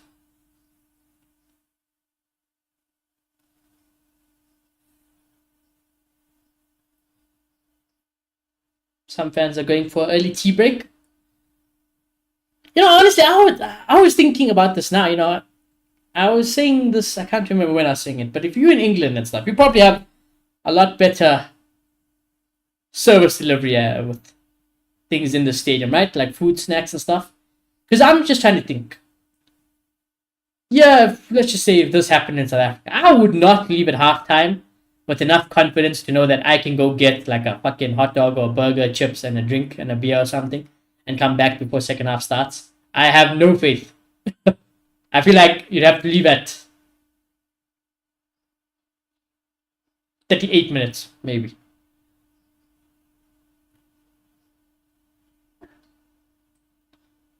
Plus, like I was saying, there's something called meal deals, isn't it? Where I don't know if it's like, if it works like this, it's fantastic. It's like if you have a meal deal, in my head, what that should mean is a pre-order. So it's like when you book your ticket, you're like, almost like you do on the plane. You tell them, oh, in advance, hold that thought. Arsenal have it on the right. Timber. Good cross. What a save! What a save! Oh my god, Courtois saving us! Courtois! Oh my god! The greatest goalkeeper I've ever seen! Oh lord! He's kept us in it! He's kept us in it, Courtois! I was fucking talking about meal deals. I tell you what, he fucking deserves a good meal after that. He earned his paycheck. Damn, Courtois is the best goalkeeper in the world. Hundreds. That was insane. And he was a doubt for today's game as well. Both are well, Lunin is out. He's our second goalkeeper. And honestly, he's a very good goalkeeper as well. But he's injured. Courtois was a doubt, so. But no matter what, we were told that Courtois will start this game. And that's why. Even if he's half dead, we'd probably just want him in goal. Look at this. Again, look at this. Great save. And then another one. And for a big lad like Courtois is, look at how quick he gets back to this. Look at him. Full dive on his floor. Straight back up. Another save. Incredible. Incredible from Thibaut Courtois. But yeah, I was saying the meal deal. I wonder if it's like when you pre-order your ticket. It's like, yeah, I'll have a chicken burger and a Coke. And then it's like, maybe at halftime, there's like people who work and they bring it to you. Imagine that, a delivery in your seat. That would be fantastic. Or maybe even if we have to go collect it because you know what the order is, it's like they're ready. So it's like, oh, your name. Actually, I don't know. Would that system work? Probably not, huh? Oh, God. Thank goodness it was a shite ball. Courtois, pick it up. 2 minutes at a time. I'm going to stop the timer, actually, chat. Let's pause this timer. I'm going to pause the timer. And I'll resume it second half when we... At that point. But 2 minutes at a time. 1 minute to go, basically. I'd honestly take a 0-0 at halftime. I think I would take a 0-0 at halftime. Courtois goes long. Looking for Bellingham, which is a bit better. Well done, Camavinga again. Honestly, best player of the half. Camavinga. Oh, nobody can get it in their feet. Rodrigo. Mbappe deep. Modric, you got Rudiger for company on the left. Who else is on the left? There's no Vinny on the left. Because Vinny's in the center. Who the fuck is there on the left? Okay, we've got nobody on the left. It's fine. Camavinga, carry on. Held you up. What a ball. What a ball. Whip it in. It's that time of the half. You might as well. Good pass. Camavinga. Have a go, lad. Shot over the bar. Amanski says halftime. Good first 30 minutes. Poor last 15 minutes. I'd say our game is very 50-50. Arsenal have had 2 great chances from Saka. From Saka's passes. Real Madrid have looked somewhat good on the counter and in possession in general. Out of possession, we are always suspect. And we are also at halftime now. Arsenal 0. Real Madrid 0. I would say I would rule that down to very 50-50. I think both teams have shown what they can be capable of. Nobody has utilized it though. I think that's fair. I think that's fair. Best chance of the game. Probably Mbappe. I still think Mbappe's chance was hard to score. But probably Mbappe's chance was the best cut chance. But then again, Arsenal right there with Courtois' header actually that he saved, and then Martinelli strike it right back at him. That was also very good chances for Arsenal outside of the Saka passes. And then as for us, by Mbappe's chance to shoot, we haven't really had a good clear cut chance, I think. I wouldn't say it. Yeah, I wouldn't say there was an absolute sitter being missed by either team. I think Courtois does fantastic, but then again, Martinelli has to smash it kind of off balance first time just at goal, and it does, to be fair. The header from, was it Moreno? I mean, again, what can you do? It was kind of not too far into the corner, so Courtois can still save it, so yeah, what you gonna do? I wouldn't say there's been a sitter missed. If anything, the potential sitter was when Saka just fucking crossed it low and hard across the box, and it went through every Real Madrid and Arsenal player, and open it for it just to be smashed in. I'd say that was the potential over there. Best player in the first half. Honestly, there's a few you could argue from. I guess both teams have a case, but I think honestly overall best player in that half was Camavinga for me. Courtois made absolutely vital potential match-winning saves. But I honestly think the way Camavinga has played and the way he has controlled that midfield, both defensively, even offensively, when he has been up there, phenomenal from Camavinga. And actually, to be fair, I'll give it to Ancelotti. I'm very quick to criticize him when he needs to be criticized, but so far we haven't been made to pay rather by Alaba left back, and Camavinga being in that midfield is working out a treat because he's the fucking best player so far for me. So yeah, of course Saka is having a field day against Alaba, but Saka is also a very good player and a very decent player. It's gonna be hard to just naturally keep out Saka. I'd say for Arsenal, probably best player for them has been Saka for sure as well. Saka for Arsenal, Camavinga for us. Tells the story of the tale. Vinny, I think we need to see more from. I think we need to try to get Vinny on the ball more. I want to see Vinny kind of driving at Arsenal's backline. I think he's got more than enough of the quality to absolutely give them a nightmare at the back. So we need to utilize that a bit more, I think. Ironically, we do try to do that. We are very Vinny dependent merchants on the counter and in quick possession, but we've been quite balanced today. I don't think we've had a bias. If we have to go to Mbappe, we go to Mbappe. If we have to go to Rodrigo, go to Rodrigo. I don't think it's naturally had to come to Vinny too much, so maybe we try to force it a little bit more. Rodrigo, again, what can you do? We expect more naturally, but has he even had a chance to really affect the game in that way? I wouldn't necessarily say so. I think in possession, you're going to get what you get from Rodrigo. Still tidy with it. Creativity-wise, he's been all right. I think attacking threat hasn't been that great from him. Mbappe, I feel like he's getting a little bit frustrated now because he is dropping deeper, and that always comes when Mbappe does that throughout the season. It's naturally because he's not getting enough of the ball and he wants to influence the game. Earlier part of the season, Mbappe was too scared even to do that. Now he does that because he does back himself. He is confident enough in himself, and he will want the ball more often. I think he's looked lively, Mbappe, for sure. Probably the best out of the front three. Had a half chance. Even out of that, he could have done some things, but there's nothing I can really slate him for with what he's given to work with. Bellingham, I also want to see more of. I think that's the main. I want to see, because when Bellingham has been on the ball, he's been phenomenal. He has been phenomenal. I think that the problem is, if we want to see more from Bellingham attacking wise, it's naturally going to mean out of position when Arsenal have a counter, especially on the Saka side going against Alaba. We might be playing a risky game. And I think that's the only reason Bellingham isn't as attacking or as involved up front as he would normally be. But yeah, if you're looking for a goal towards the end, I would highly expect Bellingham to start pushing up more, us to start forcing Vinny, try taking on the whole Arsenal team on the left hand side for him. Modric, Modric is there for his head, for his calm head experience. Other than that, I wouldn't say he's done anything great.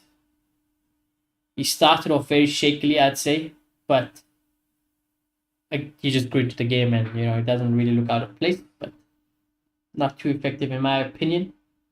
Camavinga, I've spoken enough about. Valverde right back, phenomenal. I say phenomenal. I mean, for the job he's had to do, I'm gonna give him more credit than he is because he's not a right back.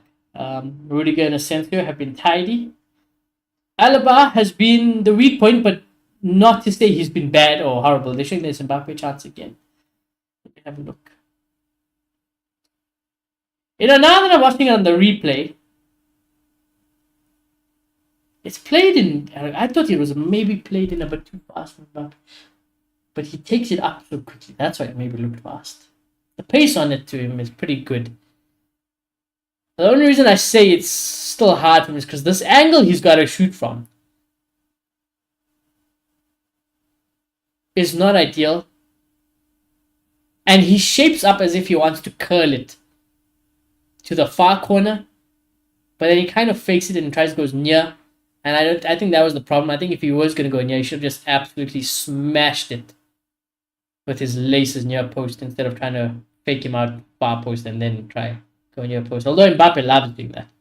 If I was the goalkeeper, I would read Mbappe too well, bro. I'd be like, you know what, he's going to fake this and he's going to come near. Because, I love, it's an indoor thing. Maybe it's an indoor thing. In indoor, because you have tight spaces to work with.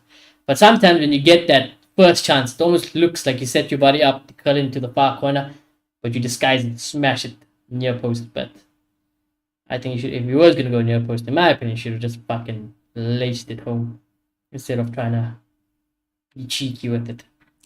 That's my opinion. I want to see some highlights from the Bayern game, man. They're not showing me the highlights. I didn't see the Bayern highlights.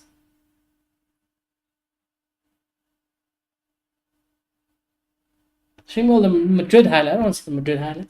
I do want to refresh my stream though, because fucking hell, I was a little bit behind. It got delayed because of the buffering and stuff. Let's refresh this while it is halftime.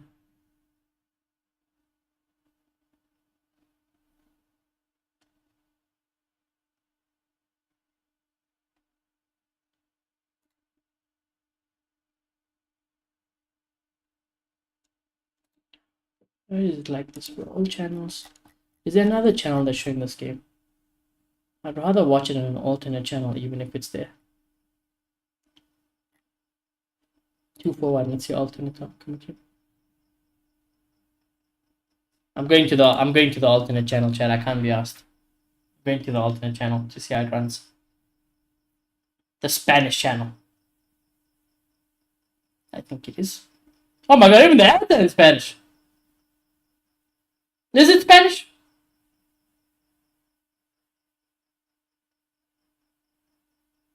I need to look at this game. That's grandes. That's Spanish. Oh my god! I can learn my Spanish, chat. I've only naturally learned a little bit because of Real Madrid. I'm watching La Liga and fucking around. Naturally, you learn those things, But this is great.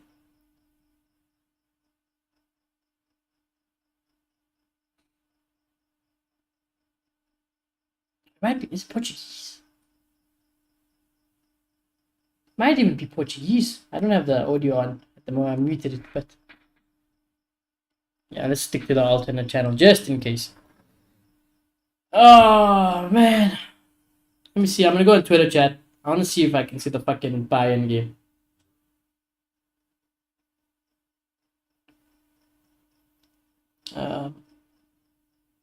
Any changes we'd want to see in second half? No. Actually, I don't think we need to make a change. I think 0-0. If you gave it to me at halftime, I would have taken it. I would have taken a 0-0 at halftime, and I think for now it's okay. Even then, like, if you wanted to make a change, you're gonna have to bring on. Well, I would love to bring on an Endrick or an Goulet, but he's going to bring on a Brahim Diaz, which I don't mind off the bench. Although our fan base will have their opinions on Brahim Diaz. I don't hate it. But that's probably where he's going to go to. And even then, he won't take off Modric. Honestly, he won't. He's not going to take off Bellingham. So you're looking at a Rodrigo or a Camavinga. If he's going to do that. And I don't think Camavinga you can't take off. After the first half he said, you can't take him off. Bro. So Rodrigo probably, naturally, as he is often the case, he's going to be the one who falls through. But I wouldn't make that change too early. I wouldn't make that change too early.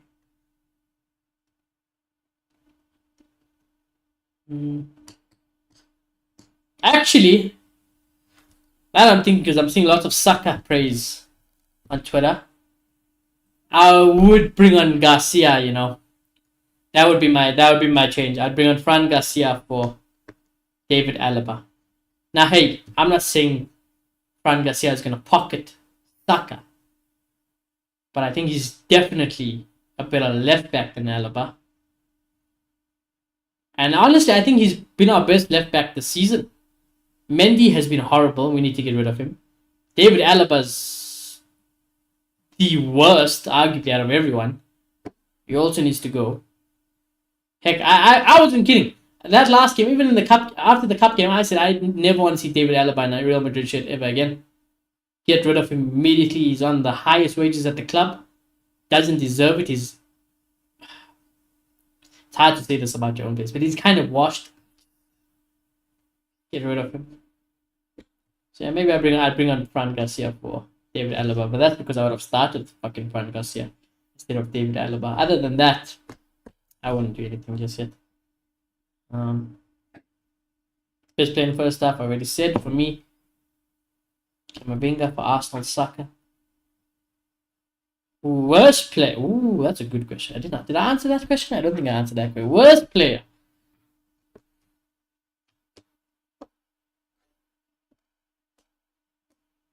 I'm saying Vinny because Vinny hasn't done anything. You could argue. I'd probably say Vinny, Alaba. Actually, Alaba. Yeah, let's go Alaba. Let's not. Okay. Alaba has probably been the worst player. Then Vinny. Could argue Mbappe even, honestly. Everyone else, I feel like Rodrigo's still been too tidy on the ball. Our midfield is doing okay. Rudiger Asensio is fantastic. Courtois, fantastic. Valverde at right back, fantastic. So, yeah. One of those.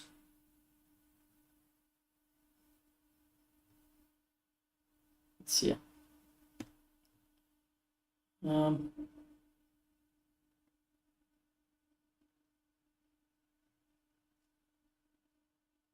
Do I agree with this tweet? Let me think. This is annoying how we use Bellingham in the big Champions League games, but unfortunately there's no other solution in the squad. I do agree. I think today we kind of don't have a choice, honestly. We don't really have a choice today. If anything, the midfield could have looked weaker if you even started Camavinga a left back. But I solely went on that based on Fran Garcia being injured and Mendy being injured. And I just don't want to see Alaba fucking playing for Real Madrid.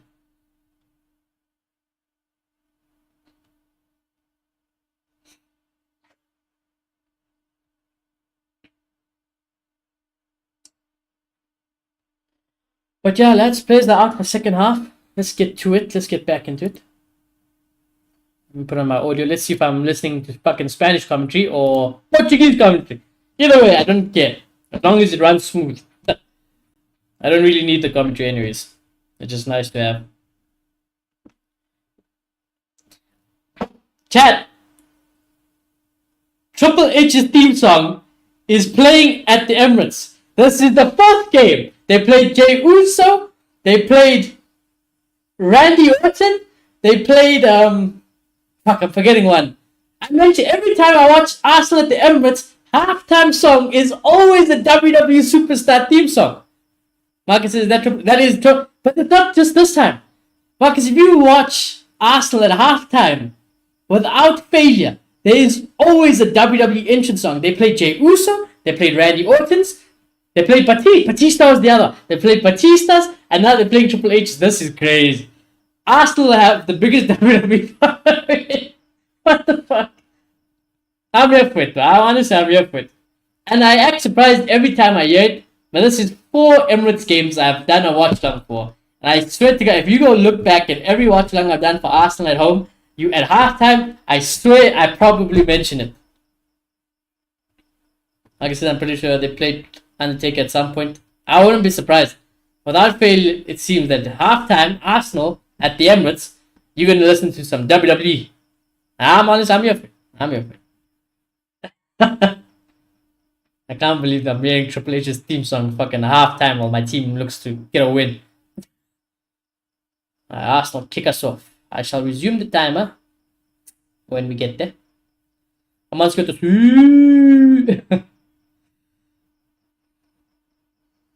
yeah, at least this stream looks like it's running so much smoother, so this is good. Triple H's theme song stuck in my head now. Fucking. It's time to play the game, that's for sure. Time to play the game. Control, get it out, thank you. Get it out when in doubt, get it out when in doubt. Oh god. Oh god. Oh god. Martinelli. That's a pretty good ball, Camavinga, thank god. Started as how he finished second half. I mean first half, sorry. Well, oh. Thank you. Okay, a little bit, let's relax there, a little bit, let's relax. But I will say though, I think of the two teams, Arteta would be the less happier manager. Ancelotti doesn't care how he plays his football. He is a complete anti-football manager. He don't care, bruv. He wants to watch us suffer. He's actually a psycho. Look at every post-match press conference when we lose, even with Ancelotti. He says, we need to suffer. Brother, we suffer every game. We're suffering every game, brother. And you want us to suffer more. When are we going to stop suffering? When am I going to watch my team play good football and win games comfortably? Especially with the players we have. As I said, honestly, he's taken us as far as he can, in my opinion. Gabriel is in the stadium watching. Yeah, that is. You know, it's never nice seeing a footballer injured. They just showed Gabriel getting to his seat while somebody had to hold his crutch. And in general, though, you don't want to see that, you know. Poor guy. Like I said, I'm fortunate enough never to have been seriously injured.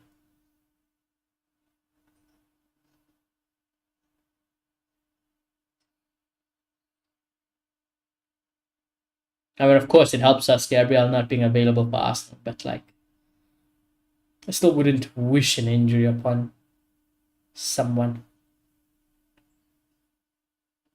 If they're injured or they suspend, I'll take it shamelessly, of course, but it is what it is. Although ask me about the Ramos and Salah back in the Germany, I'll tell you a different story.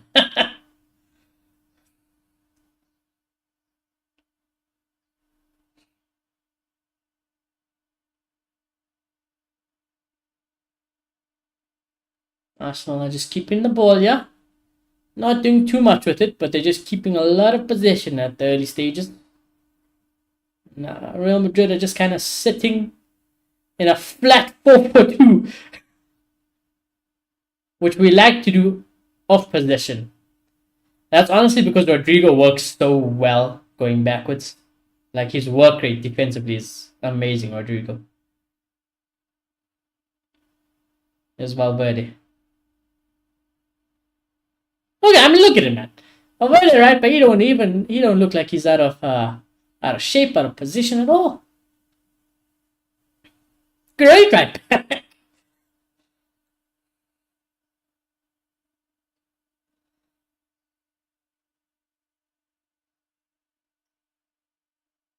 I just hope, I really hope we get a left back.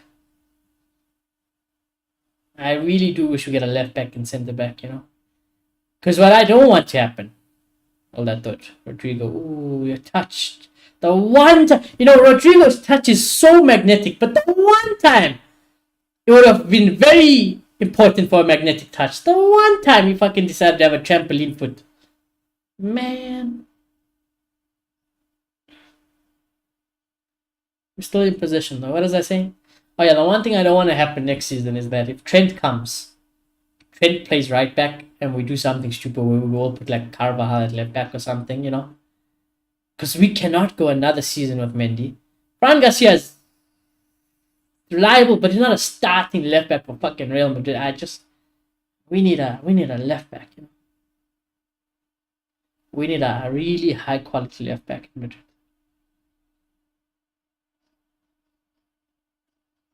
You know, left back. I need a centre back.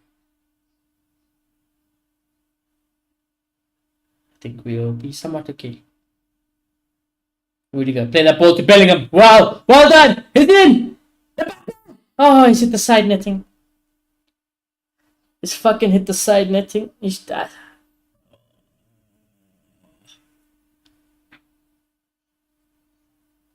It's a hard angle.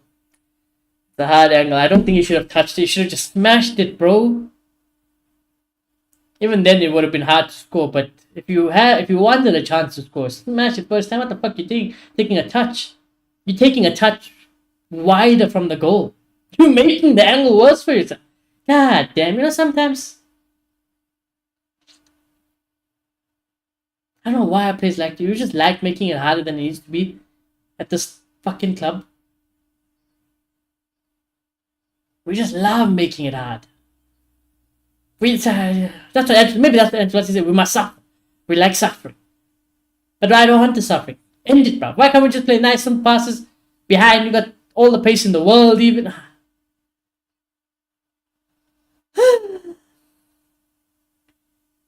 Oh, what a good ball to Odegaard. Camavinga, win it. Wow. Honestly, I take my hat off to Camavinga today. Absolutely sensational. Good ball to Vinny. Come on, Vinny. Oh, nice. That's what I want. I said at halftime, I want to see more of this. I don't hate it, Vinny. Vinny to Mbappe. Don't shoot from there, Rodrigo. Chance is gone, though. Fuck. You're gonna score from here, you're gonna have to be technical now. I think we should have made more of this. We should have made more of that chance. I think Vinny does everything right. The only thing maybe I would have wanted different, arguably, is a bit more direct that time. I haven't seen, other than the one tight shot Vinny tried, that was probably the chance to try beat your man and take a quick shot.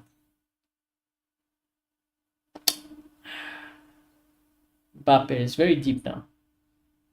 There's Alaba. Oh my god. I'm seeing Alaba and Rudiger's legs and hamstrings taped up, you know. It's not something you want to see as defenders for your club.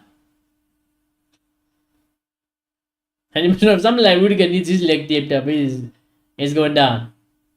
Oh, good defending, Rudiger. Camavinga, look at that. Wonderful, wonderful. Vini, on your back, on your back. Alaba. Not a great ball from Alaba.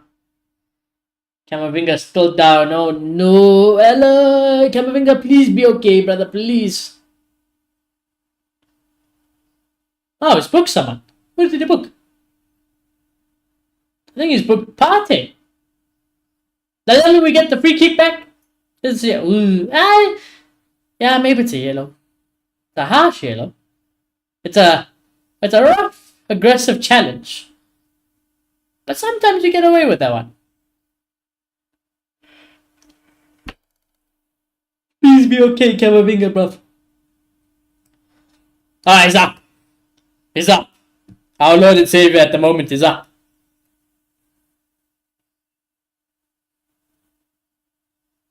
I guess it's tough call. Oh, so Partey gets the yellow, but I'm guessing too much play has advanced because Arsenal still have possession, so.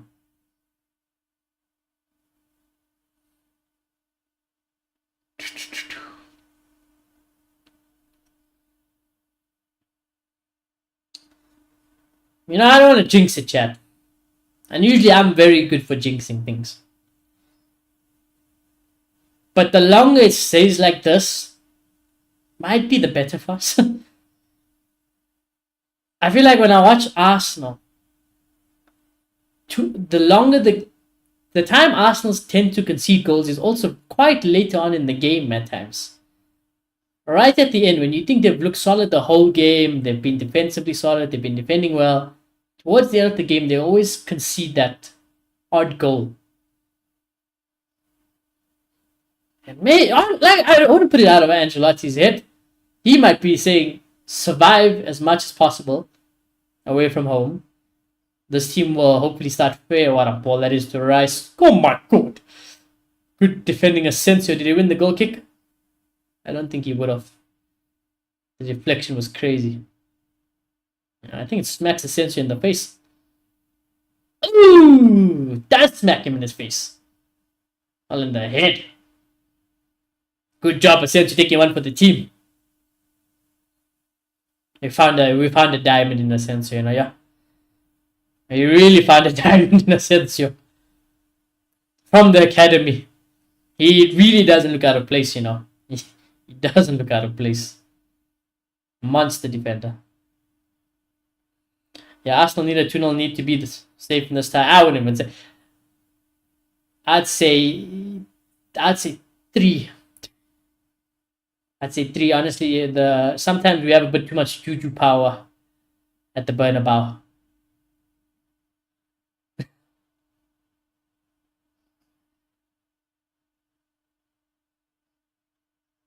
Oh God, Saka just absolutely rinsing Alaba. Oh my God!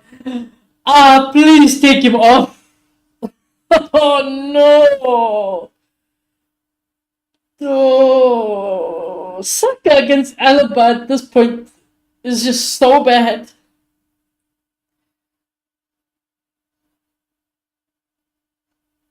That's a good free kick position as well. Man, this is such a good position as well. Courtois, just please don't give him too much room. Honestly, plant yourself right in the. If he stays in the middle of the goal, I back him to save it. If he believes in the wall too much, I'm gonna be stressed. Such a big lad, brother. You can afford to stand in the middle and just dive anywhere and save it. I would assume they're gonna hit it from here. I don't see a world where they try to cross this, surely. It's not Odegaard. Rice and Saka, I think, are over it.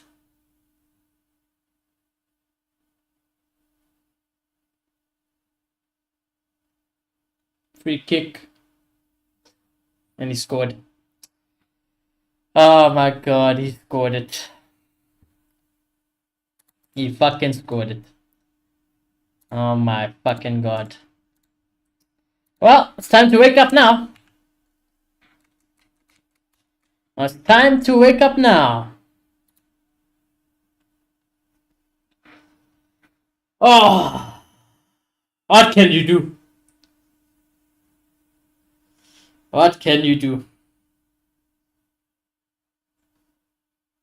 I mean, Bellingham is even amazed. Like, if you're going to concede a goal, I guess this is one way to do it. It was in. It's in the great spot to hit it, though. Honestly, it's fucking. If I had to place down a free kick, you put it down there. Look at how much he curls around the wall. Holy shit! Never gonna say. Look at how much that curls around the wall. Incredible. Incredible goal. He fucking curls it around the whole wall and back into the post, What can you do? Who scored Declan Rice? He scored a free kick that curled around the whole world.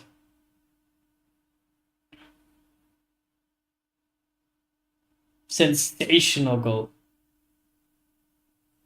It's so unfortunate, because it's not even like a goal we conceded because we did something necessarily wrong. But again, who gives that free kick up? Alaba. He's still a liability. Whichever way you look at it, Alaba on this pitch is a liability for Real Madrid. But we just got to do our thing. I wasn't expecting a clean sheet anyways. Vinny wants the Real Madrid fans to be seen. Honestly, though, you're not going to get it. The fans, I think we're all pissed off at the moment. There's nothing for us as Real Madrid fans to back you guys in. Each game we watch Real Madrid, we are presented with poor performances, poor displays in general. So you're not going to see it, man. I think we are kind of tired of giving you guys that support. You don't necessarily deserve it. And we win a corner. Both our teams are in trouble, true. Big trouble. There's Roberto Carlos.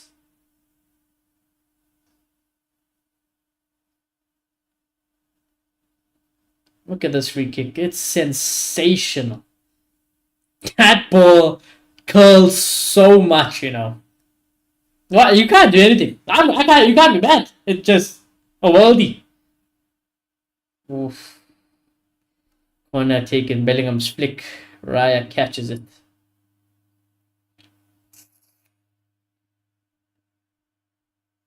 Is Valverde back? We'll win the race against Martinelli.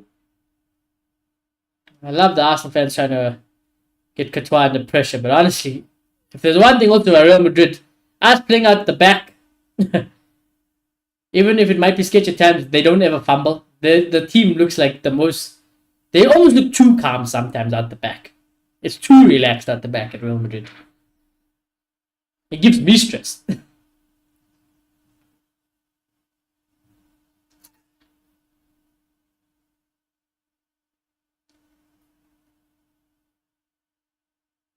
Good tackle, Bellingham.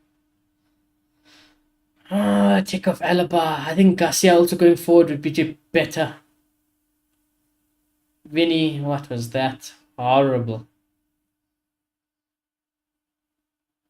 Look at how much more confidence Arsenal are playing with now. All the momentum has been sucked out of Real Madrid. So much space of Saka on the right. Holy shit. Alaba's giving him so much of space. Saka. Up for a goal kick. Corner. Take him off, Ancelotti. You gotta take him off. Why are we insisting with David Alaba?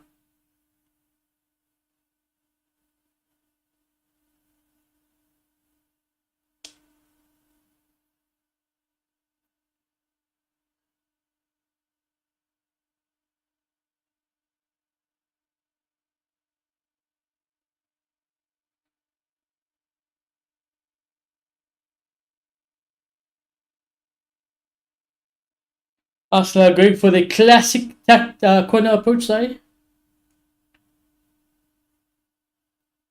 Here it comes. Courtois is too strong though, this time. Very well done, Courtois. Looking to release it quickly. Doesn't get the chance to though.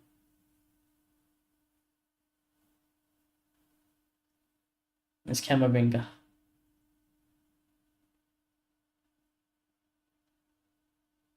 Might be time to start sending Bellingham up top, As I said, that Bellingham did make a bursting run behind the line. Nobody got him though. But I would like Bellingham to start lurking up there when we have the ball. We are losing by a goal already, so there's no point trying to play a bit too reserved. The tactics have gone out the window now. Ancelotti would have wanted to keep it 0-0 for as long as possible. I would probably say up until the last 10 minutes, then he would have started to go for it. But that's Ancelotti's tactics, He really tries, even no matter who we play, that's what we try to do. That's what we look to try to do. Unless it's a team that proper just let us have the ball. But whenever there's a big game this season, we literally just try to survive for as long as possible. And then towards the end of the game, try attack a little bit more. Because we very seldom look tired towards the end. As Vinny Not a bad run, but can't do anything with it. Should win a throw-in though. It's such a sore one, you know. That goal, like you can't blame anyone for it. I wouldn't Alaba gives away the foul there anyways. But even then, it's just it's still gonna be a worldy free kick to score from there, and he literally did just that. We've got to do it the hard way, as always, at Real Madrid. Nobody says it's gonna be easy. Nobody says it's gonna be easy. Here's Bellingham. How's that for a ball? Not great. Not great. Right idea, just not great.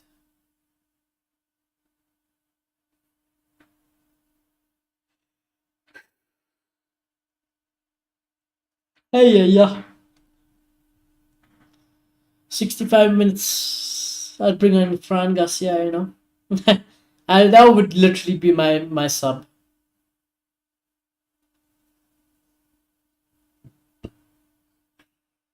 Garcia. He will never bring on Goulet. He will never bring on Edric. Oh, Rice fumbled the bag there. Rice really did fumble there. I feel like you should have done better, Rice.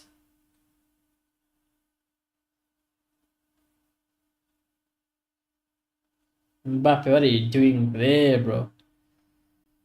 Mbappe is thinking up the gap.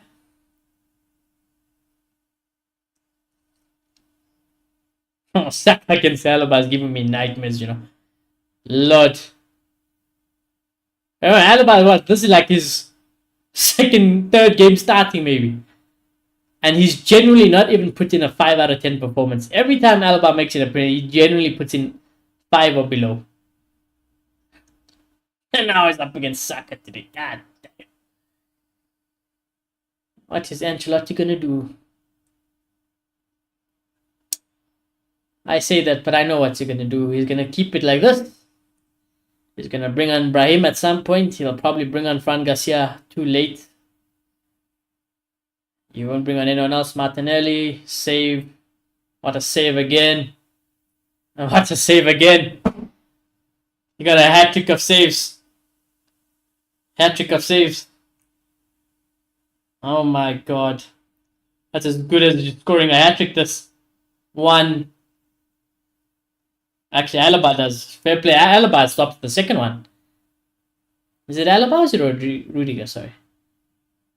It is Alaba. Fair enough. Fair enough, Alaba. Fair enough. Oh my god. Well done, David Alaba. Well done, you know. That's how you should be playing. Well done. This is a clinic in shot stopping, on my word. We see it every week.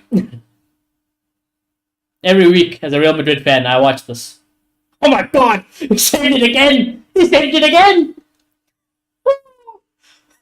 Oh my god! Zach, if there ever was a clear indication that you might need to make some changes, it's probably now! Because we are starting to lose our... We didn't have any momentum, but... Oh my god, he's given the free kick again to Arsenal. And that's basically a same-ish position.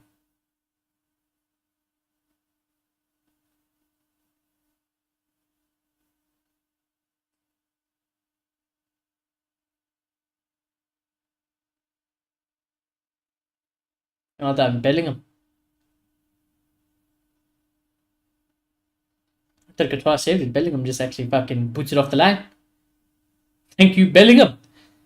I thought it was Courtois with the second save. He makes the initial save and then Bellingham just bang. Somebody else is down here besides Saka. It's Moreno. Moreno's on the floor. Not sure what happened to Moreno.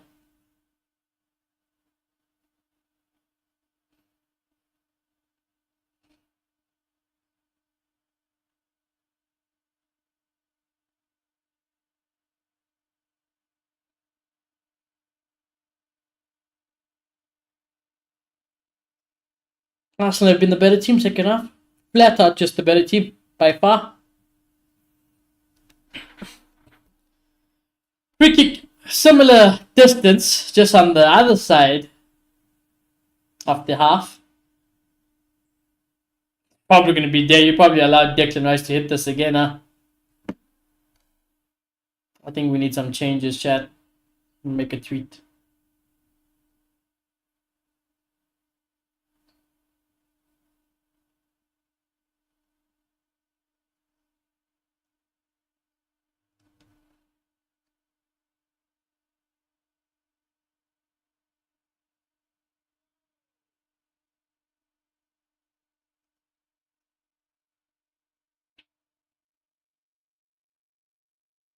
He scored again. He scored the free kick again. What can you do? It's GG's. It's GG's. We gotta do that to Bernabeu. We gotta do that to Bernabeu. Arsenal might as well build Declan as a fucking statue for these free kicks. 2 worldy free kicks in the top corner. You gotta make the changes. You gotta make the changes. You gotta go for it now. I can't lie. Now you gotta go for it.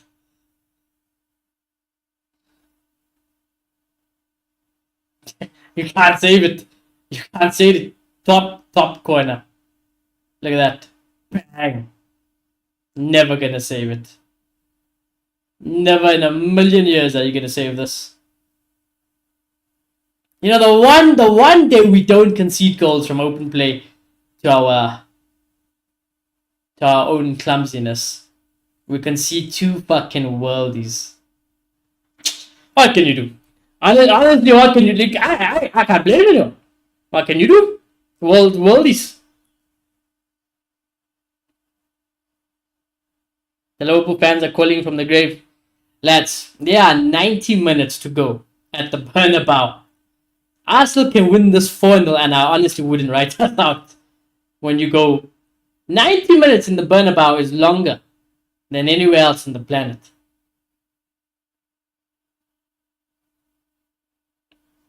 But now we need a goal. I would say minimum we need 1 goal back.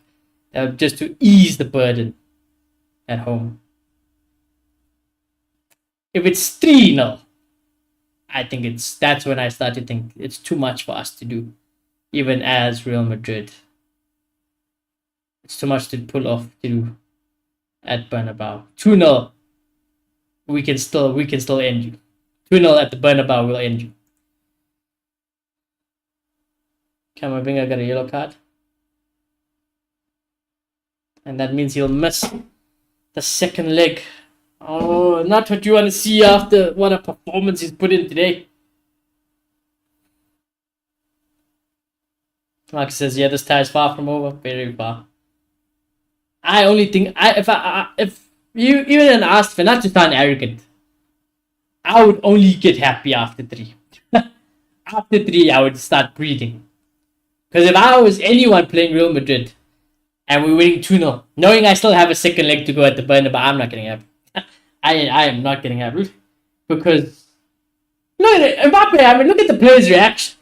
They're just like, belling them they're like, hey man, you scored a worldies, but they are not gonna panic.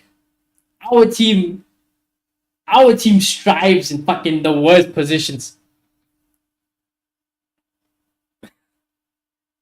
They honestly, we're not faced. Sometimes it's to our own detriment how little we care or stress. But at times, it's also vital. Oh, Saka as well.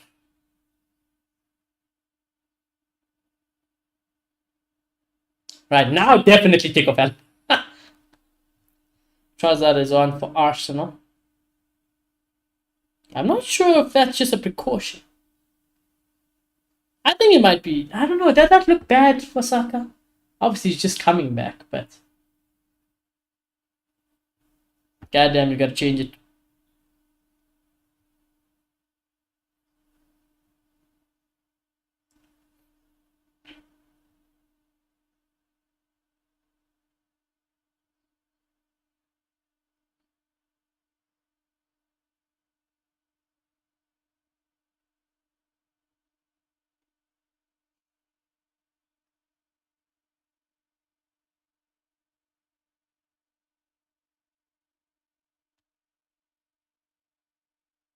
But yeah, chat, what can you do? Like, honestly, what can you do? Been two worldy free kicks. There's Trossard on the left.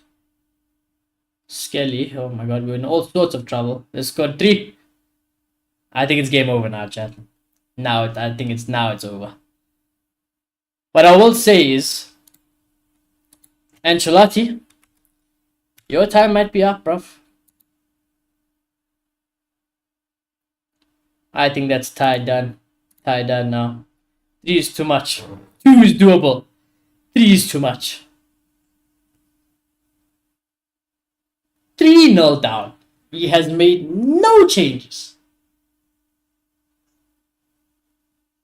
He's made no changes. Ancelotti, the worst thing is Ancelotti sits there and he's like, yeah, this is fine, I'm happy with it. Ancelotti he's doing like, he's gonna say after the game, I'm happy with it, but what can you do, eh? He's gonna say, oh, what can you do? He's gonna say, what can you do, man? Might be offside, yeah, actually.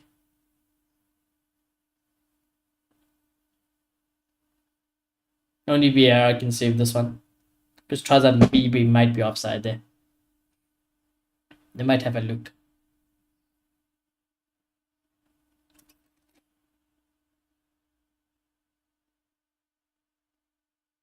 Oh, it's onside. Game over. Rodrigo cross. Nobody. Well, lads. That pretty much sums up our season, I'd say. That pretty much sums up our season. And it probably puts the nail in the coffin for Ancelotti, I can't lie. Not going to win the league, especially with the way Ancelotti and Real Madrid are playing. You're probably going to get embarrassed by Barca in the final of the Cup. Even then, not winning the league and not winning the Champions League, even if you won the Copa del Rey, it's not enough to keep him in a job.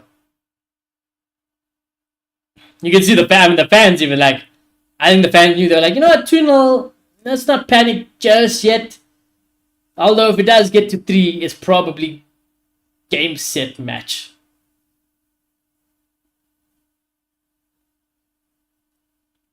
I think this is too much. 3 is too much. 3 is too much to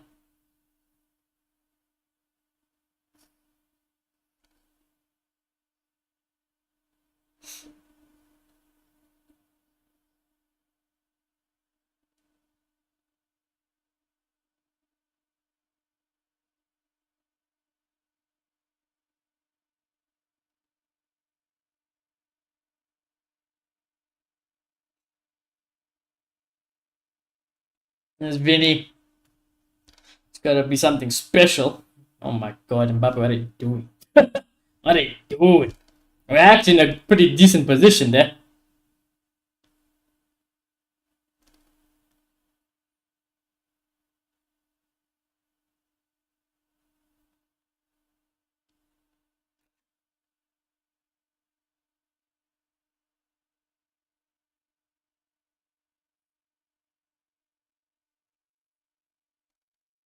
He's got to be fired.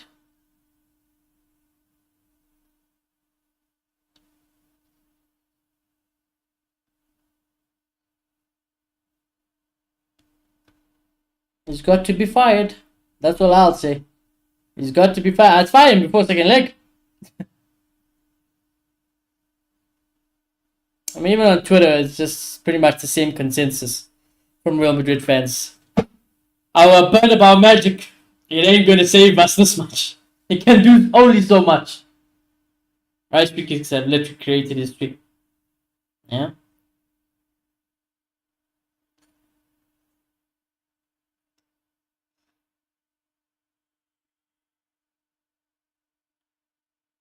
Rice is also injured. Well, he's on the floor. You need a... Logically looking at it, and the most neutral point of view, we needed a goal anyways when we were losing 2-1. Now it is absolutely necessary to get a goal. Within 2, The chance of us doing something special is there. 3 is too much. It's too much. We ain't gonna win 4-0 at home. 3-0 or any score by 3. I back us. We can do it. We can pull it back. I just don't see it by 3. I mean, Rice is coming off. Rice is coming off. Hey, Chad, I'm not mad. Like I said, if you're a Real Madrid fan or if you've been watching Real Madrid throughout the season, are you surprised? I'm not surprised. Lads, this is what we've been watching. Week in, week out, since the season started. This is the reality. The players can only save us. And our aura can only save us so many times in a season.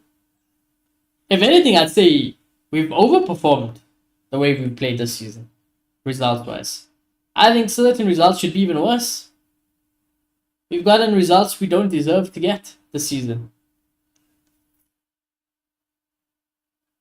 That look on Ancelotti's face is a man who looks defeated. Usually you don't really see Ancelotti look that bad. But what can you do? I mean, Ancelotti, you've taken this team, I think, as far as you could. Tactically, he's got no ideas. He doesn't know how to change it. He doesn't know how to improve it. He picks the wrong starting 11s. He makes the wrong changes. I think his time is done. Well, it should be done. Perez does have a weird fetish with Ancelotti, so you never know. But if there's any standards that Real Madrid still uphold, he should not survive this.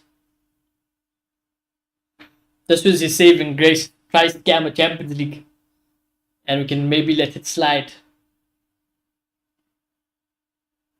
But I said at some point it's going to catch up. And it's caught up. It's caught up. Business end of the season is always where it's going to catch up.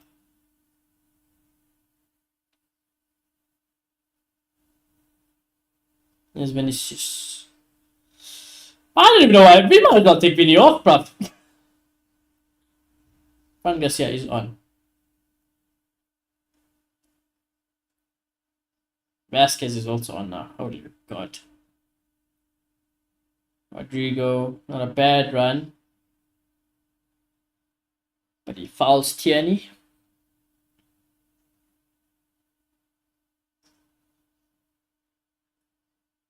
We've just played so badly. We played like how we always play.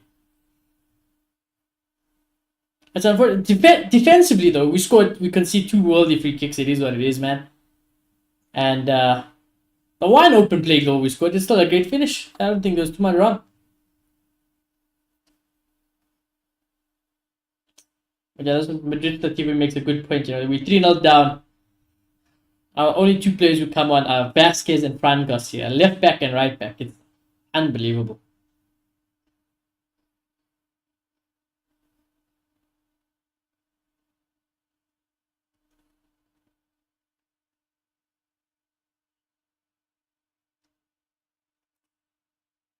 Our front 3 has been horrible.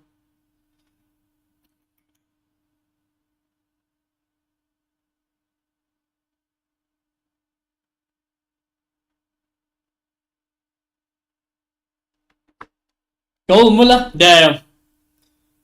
So there's faith. There's hope. It's a sign of goal. It's a lasting thank you from Muller to the fans.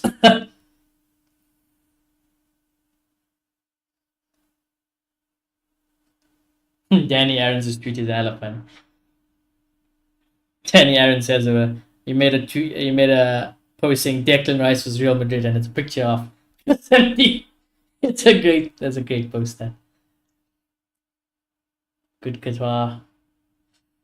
I just need a goal. I think do everything. If we concede more goals, it is what it is, bro. But just fucking try send everything for a goal. Get 1 goal back.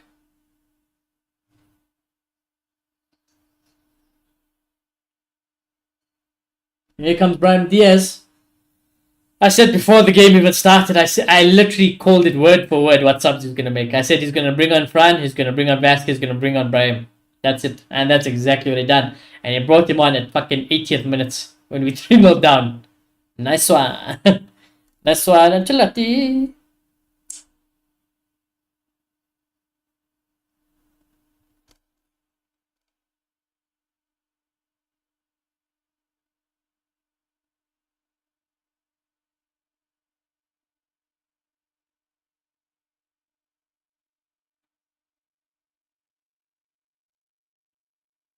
Told the neutral fans also on Twitter, shame, bless them. They don't know. They don't know. Saying, don't worry, lads. Real Madrid can still go through if it stays last. Bruv, you guys don't know us the season. We don't have that same magic. It comes now and then. We need a goal. If you want any hope of that happening, we need a goal before this 90 minutes is up. You gotta do everything in your powers to try and get a goal against probably the best defensive side in England, maybe in the world. I don't think anyone defends better than Arsenal in the world.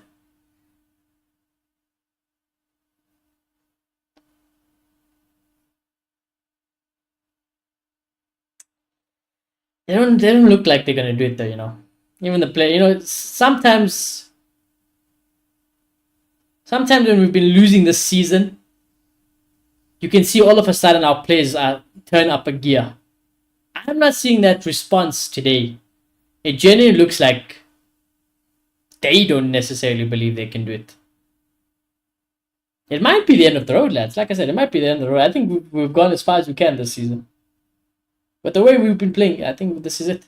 This is as far as they could take us. Ancelotti. And just the vibe in general. Inter scored for fuck's sake. Hey, it could be worse. It could be worse. Look at us. We're gonna shithouse with 3-0 at the Bernabeu, aren't we? We're gonna watch 90 minutes. And watch extra time next week, innit? They're gonna keep me up alive. I wouldn't even add time if I was the ref. I'd just blow it at 90. Arsenal fans are gonna be so loud. Very. I mean, hey, it is what it is. I honestly think the majority of neutral today don't realize how bad Real Madrid have been this season. If you've been watching Real Madrid this season, this is no surprise. I watch us do this against Valencia.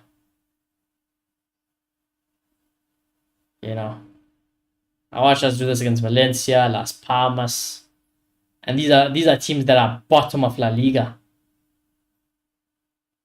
When we played Barca, we get smashed by 4 plus. So I'm just not surprised. Oh my God, this is terrorism. That's Ancelotti ball for you. That's Ancelotti ball for you. I'm more surprised we just can't get a goal.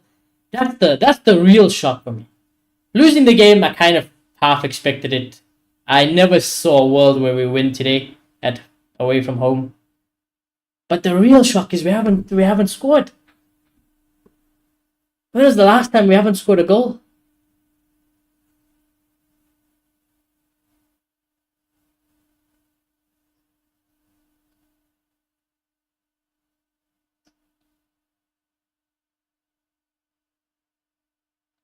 They can't allow Ancelotti. I'm already thinking ahead. Ancelotti cannot survive this. But they can't let him get away with it if he somehow scams the cup. Or even the league. You can't. You gotta sack him. You got to sack him. What a horrible ball that is. Camavinga. As well to keep that alive somehow.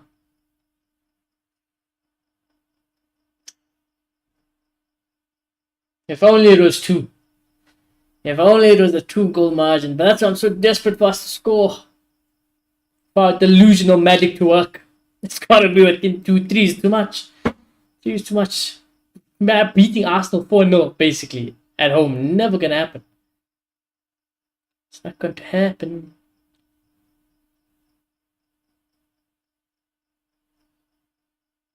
Sensio does well.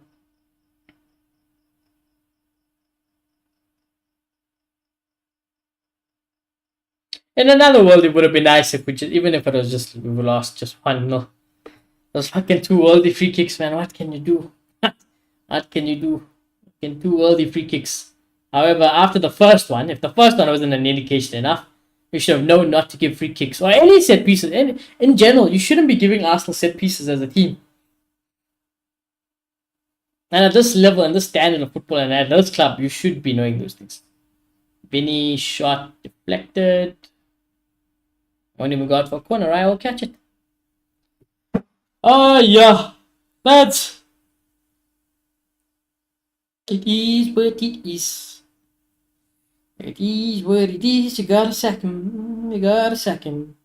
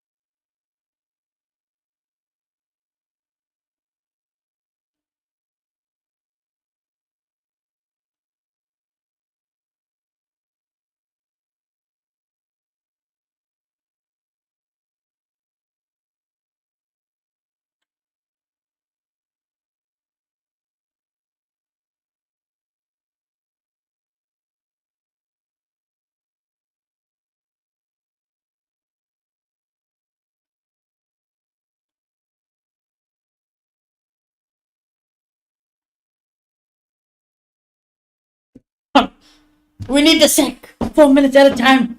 God damn. End the game, man. End the game.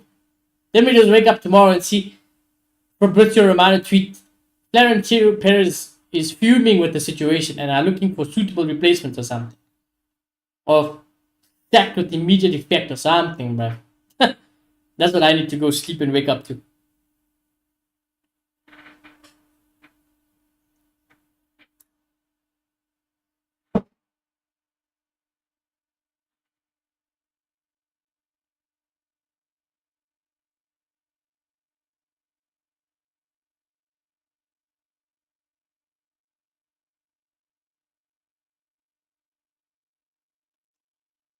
I'm trying to read Ancelotti. Does that look like a man who knows he's gonna get the sack? For once, ironically, I see some concern. I actually see some concern for once in his face, especially with the player. I like, even after conceding this many goals, the players also the way they've been playing, the way they've approached it afterwards, it gives that vibe. You know, if you ever look back, the way I can explain it, look at when Oli was manager of Manchester United, right? And he should have been a manager who gets fired long before he actually got fired.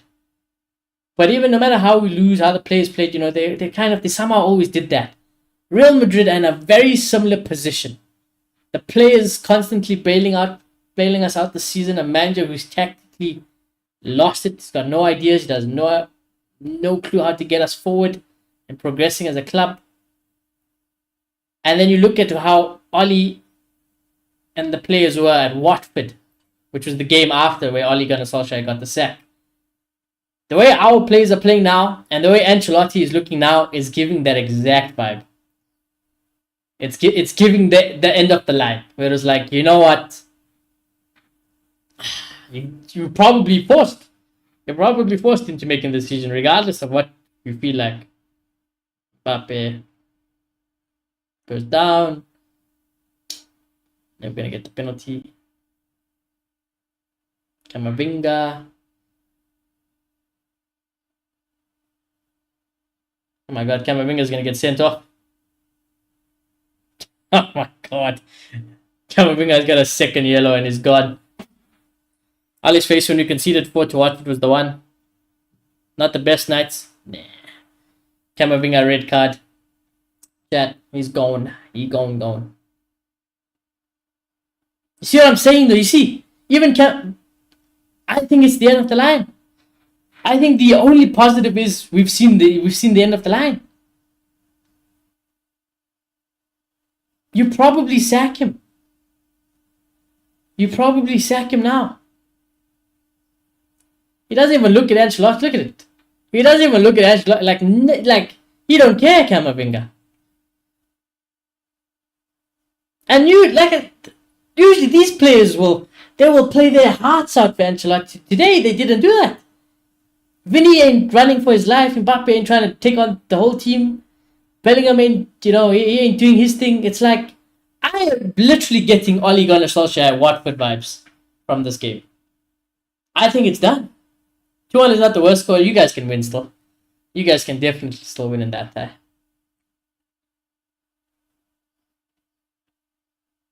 And go full time. 3-0. I think it's done. I think this is the end of Ancelotti, chat. If you had to ask me, right? If Arsenal fans or whatever were asking me, like, what would be the score for it to be over? I think this is it. I think 3-0. 3-0 is guaranteed you guys going to the next round of the Champions League. 100%. I think anything within 2 or less is still danger. But the way we've been playing, it was just never going to happen. The way the players responded even was surprising to me. The fact that we didn't score a goal is very surprising to me, honestly. I think it's like I don't know, even I'm like, damn, we didn't score a goal. The players didn't even look like trying to score that goal for Ancelotti. I think it might be done. I pray to God it's probably done, because even as a team, if you keep Ancelotti or whatever, it's like, what is Ancelotti going to say? What's he going to coach? He doesn't know what to coach. I think it might be done, chat. Let's keep our ears and eyes open for news throughout the next days or so. I think fairly quickly. Listen, I'll put it this way: if they're gonna fire him, I don't think they're gonna waste time. They'll probably do it as soon as possible. If we don't hear anything, I think even possibly tonight or tomorrow at Real Madrid, he probably stays. But I think he's gonna be forced. I think Perez and Real Madrid are gonna be forced to do it. I just don't see a way back. I think if there was any slight chance of a way back, you would have even seen it some way, Even if Vinny was constantly running into defenders, you would have still seen him do it. He didn't do it. Bellingham didn't do anything. Mbappe didn't try to do anything. I think it's the end of the line for our boy Ancelotti. I think, Ancelotti, like, I'm never going to be too harsh. Like, thank you for everything you have done, for sure, at Real Madrid. But hey, everyone's time comes to an end, and I think it's But what if you guys are 2-0 up after half time at home? Nah, man, you can't get away with it. Ancelotti is I kid you not, this whole Real Madrid situation this season, right, is United under Oli. And the reason why we've only gone further is because we have, instead of a Bruno, we have a Bellingham. Like, it's just like instead of fucking Martial, Rashford, we get Vinny and Mbappe. So we have just the superhero versions of the United players around that time, And like I said, the players, they always give everything. Even if we're playing shite, if we lose, like that Valencia game that we lost in the league during the week, we were horrible. We played horribly. But as soon as we started conceding goals and we were losing, the way the players performed, or at least tried to, put in the effort, it showed that they're like, they really like Ancelotti. They really will run their socks off for Ancelotti. But today they didn't. I didn't see it. Gave it proper for once in my life. I haven't been confident. I always said, I was on Ancelotti out a long time ago this season. And I said it after every disappointing game. I would still say, I just don't see how he's going to recover the season. I don't see how he's going to survive the season. But hey, realistically, I never felt they were going to sack him when I wanted to sack him. Today is the first time I feel like, what? Today it should be the chance. It should be the chance to be sacked. So, yeah, I think, like I said, the important thing I think now is do I care about the second leg of the Champions League with us? No, but we gotta play it. But realistically looking at it, if I'm Perez, if I'm Real Madrid, right, on the board, I'm going to bring Ancelotti in and bring the coaches or whatever the staff in. I'm going to say, listen, brother, thank you for all the services you have done at Real Madrid. You have won a lot. He was the manager in what was a very slow rebuild, or whatever, slower rebuild than expected at Real Madrid to get back to where we were. He brought us back there. We won everything. He improved the team, depth wise. But I think now tactically, I just don't think he's got an idea of how to progress. So thank you for rebuilding the Madrid team and developing this Real Madrid team to what it is. But you're probably not going to win the league. Even if you did, let's just say hypothetically you won the league. You're in the Copa del Rey final. You won the Super Cup this season. But you're out of the Champions League. Let's just say you're probably using your brain. You're out of the Champions League now. If you use your brain, you're definitely out of the league, I'd say. So at best, you won the Super Cup. And you're going to win. Well, you have a chance to win the Copa del Rey against Barca. That is not good enough as a Real Madrid manager still. That is not good enough. So we have come to the decision to sack you. And then you start to think of a replacement. Now there's an obvious one. Whether we could get the obvious one, I'd say is more up to him than it is up to us. And I'm talking about Klopp. I think if you wanted a top class manager to replace somebody, right here, right now, the only one available really is Jurgen Klopp. So I think if they were to sack him, heck, I think they'll probably ask him before firing Ancelotti. I think they might do that. Knowing Perez and knowing how our club are, they'll probably ask Jurgen, what's the vibe like? Would you be interested? Right? And what I will say, on the off chance, I just don't see it. I don't think Jurgen would want it, personally. But hey, you never know. It's Real Madrid. It's the Real Madrid job, honestly. I think if there's any chance where Klopp shows an interest, you sack him now and you bring him in. You sack him now and you bring in Klopp ASAP. The manager that I think Real Madrid wants and Perez wants is Xabi Alonso. That is who we want. That is who is supposed to be Ancelotti's suitor. You're not going to get him now. So that's the other option. You fire Ancelotti, you bring in an interim manager for the remainder of the season. Heck, whoever it is, just comes. You don't really need to do too much. Good night, Johnny. Good night, Amonski.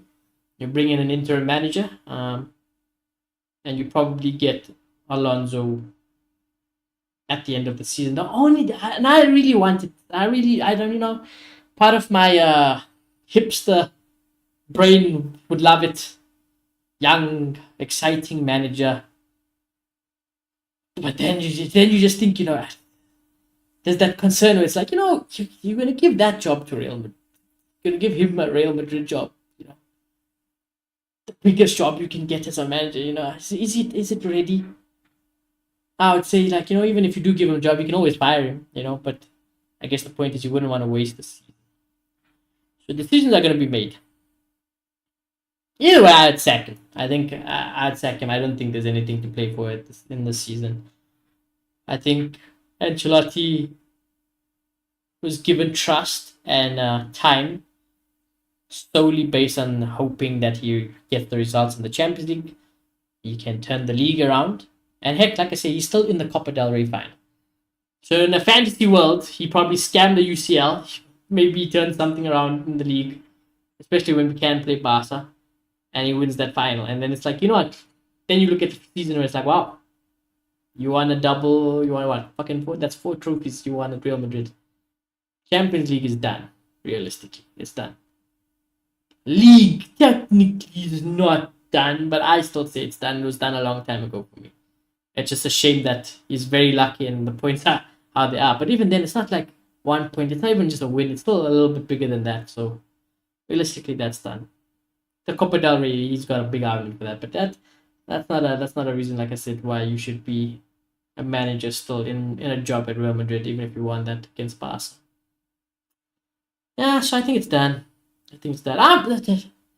I would of course be happy if he gets sacked and he gets announced, because I think that's the right decision. I think that's the decision need to be made. But it's not one of those sackings where it's like, I'm bitter.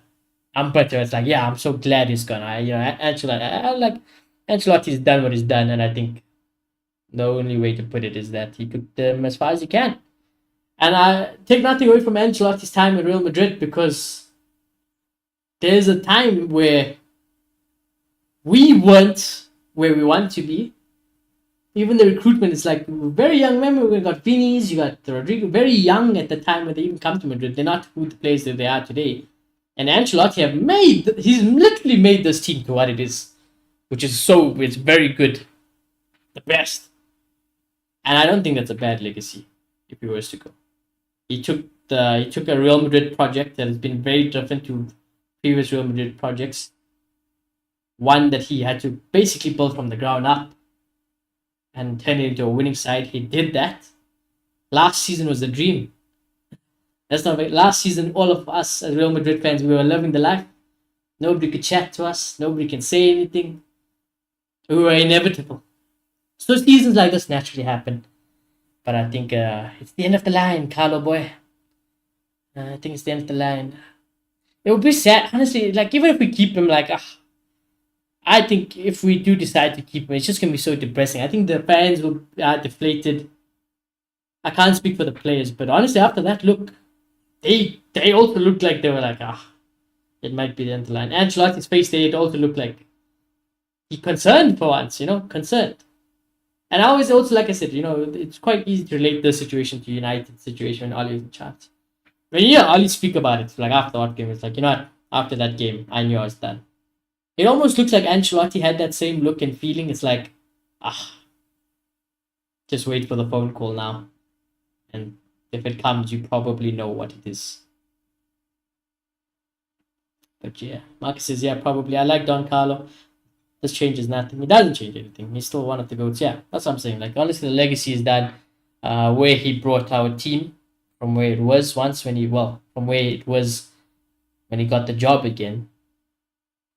I think if anything, it's been more successful than not.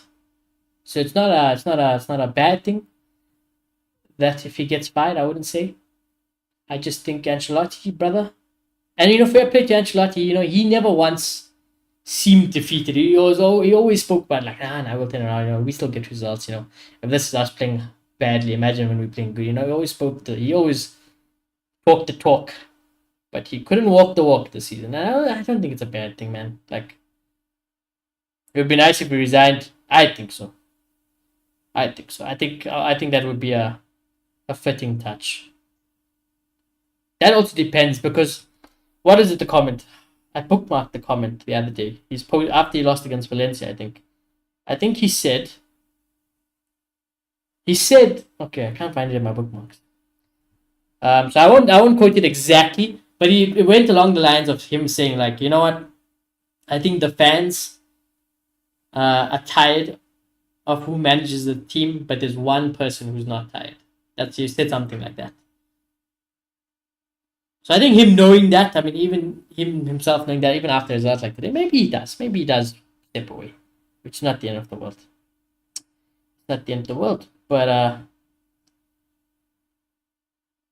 let's see what our fans are saying on Twitter. Let's just see before I end stream chat. Enough of blaming Ancelotti. The players lack communication, motivation, confidence. They look completely out of ideas, lost every time they get the ball. There's no creativity, just desperate to pass to one player, hoping he'll create something with zero support around him. I do agree with that. I really do. It's almost like, it's like there's no plan. There's no plan. But it's like, if we get to Vinny, maybe Vinny can do something. If we get to Bellingham, maybe Bellingham can do something. If we get to Mbappe, maybe he can do something. It's like, because we have those players, we just hope that when they're on it, like, please do something. It's like, breathe a sigh of relief.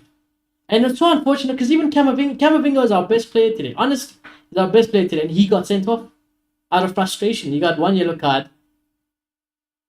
He got a second yellow card, got a red card after kicking the ball away.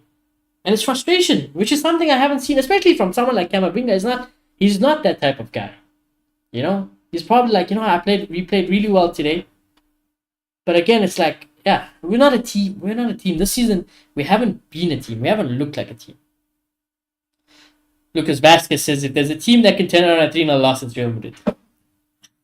If there's one, Ancelotti, if you do go, do me a favor, brother. If you go, please make sure you take Lucas Vasquez and Alaba with you, brother. I don't need them. Take them with you, brother. Take them with you to wherever holiday you go, wherever you plan on retiring, Ancelotti. Take them with you, bruv. Because I can't. Vasquez, Alaba, I cannot, man. Take them with you. Take them. Don't be saying that. Like, okay, yeah, captain of the team, you need to stay, but come on, man. That's Real Madrid. You can't sell this. If it was 2-1, yeah, sell us the story. Tell us, yeah, we Real Madrid.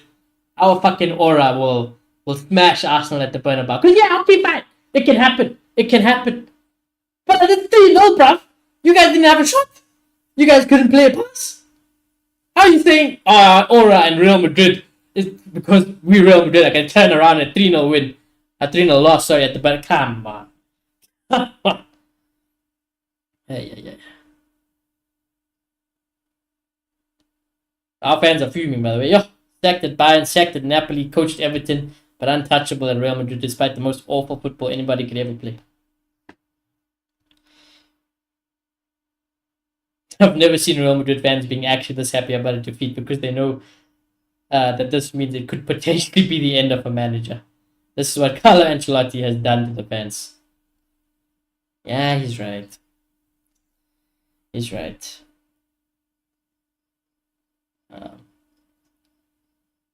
Vasquez saying next match will be a totally different game. Together we are all going to pull through. It's okay, bro. Honestly, if Vasquez came out today in a press conference and said, you know what, it's job done. We were horrible. We've been horrible this whole season. Both us as the players were not where we should be. And us as a team were not where we should be. Yeah, I accept it. Vasquez like, but why are we just speaking lies? Why are we just speaking lies? Real Madrid TV saying the worst game of the season without a doubt. Honestly, the scoreline is bad.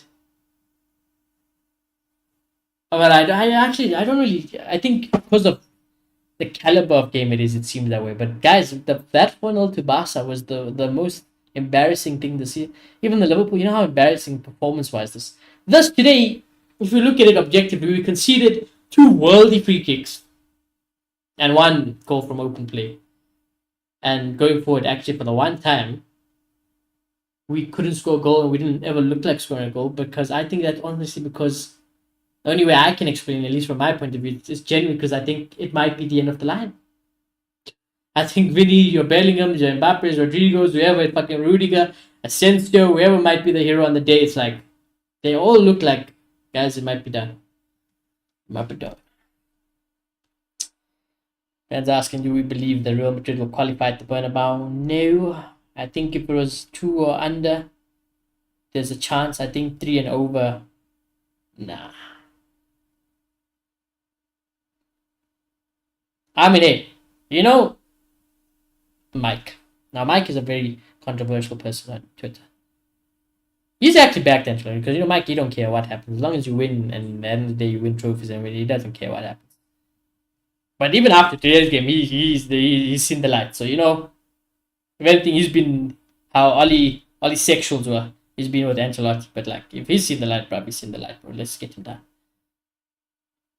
Even journalists who are close to Real Madrid are saying this has to be the end of the road.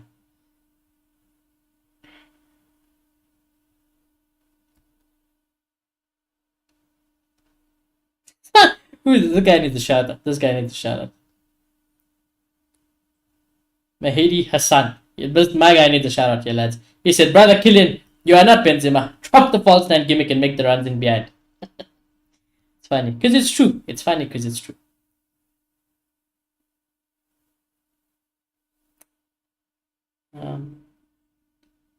I almost forgot. It's almost like neutrals are more sad because it's like there's a chance that Arsenal can win the Champions League now.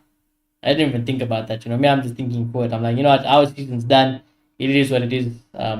Real Madrid. Real Madrid are Real Madrid. We'll be back. we'll be back from the fucking dead as we always do come back. But it's the end of the road. The new road basically has to be built.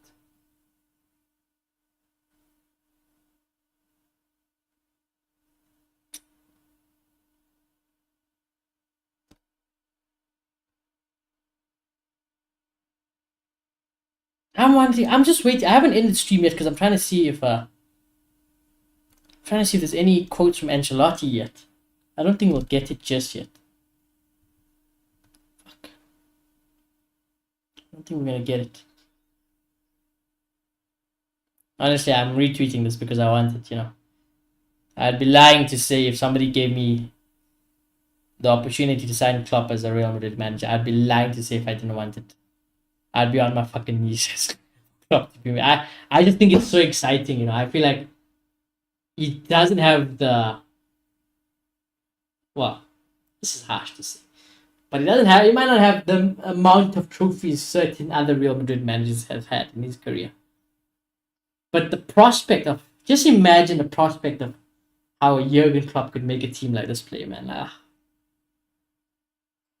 It's exciting. I'm not saying it'll work out, and you never say never. I will never say anything's guaranteed in football, but I think for one, the initial thing would be listen, at the end of the day, Real Madrid, you're always going to be judged on what you win at the end of the season. If Ancelotti scammed his way by playing complete terrorism football to a Champions League final, or Champions League trophy rather, he would be in the job. That's just how it is. That's the nature of Real Madrid. But I think the one thing we just haven't had for a long time, it's hard to shake because last season we actually played very well. But it gives me goosebumps. It gives me butterflies to think that it could be nice. But at least being loyal to Ancelotti makes sense because he's a legend. I will never understand Ali's section. Nobody will ever understand the rock and roll football at the Bernabeu yet. That's the most obvious thing. If I'm phoning Jurgen, I'm like, Jurgen, I'll be like, Jurgen, what's happened?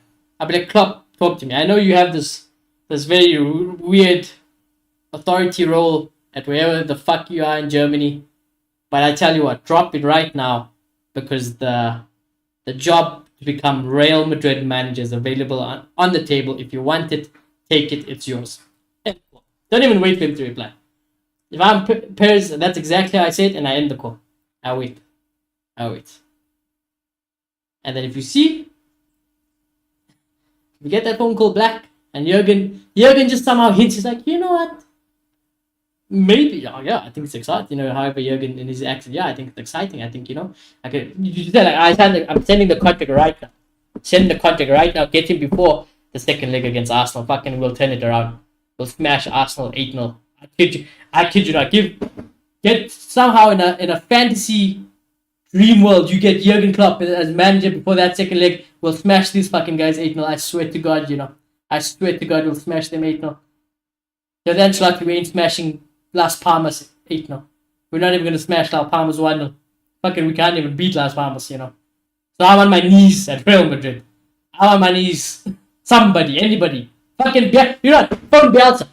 Phone Bielsa right now. Be like, Bielsa, you want an interim job till the end of the season, bruv.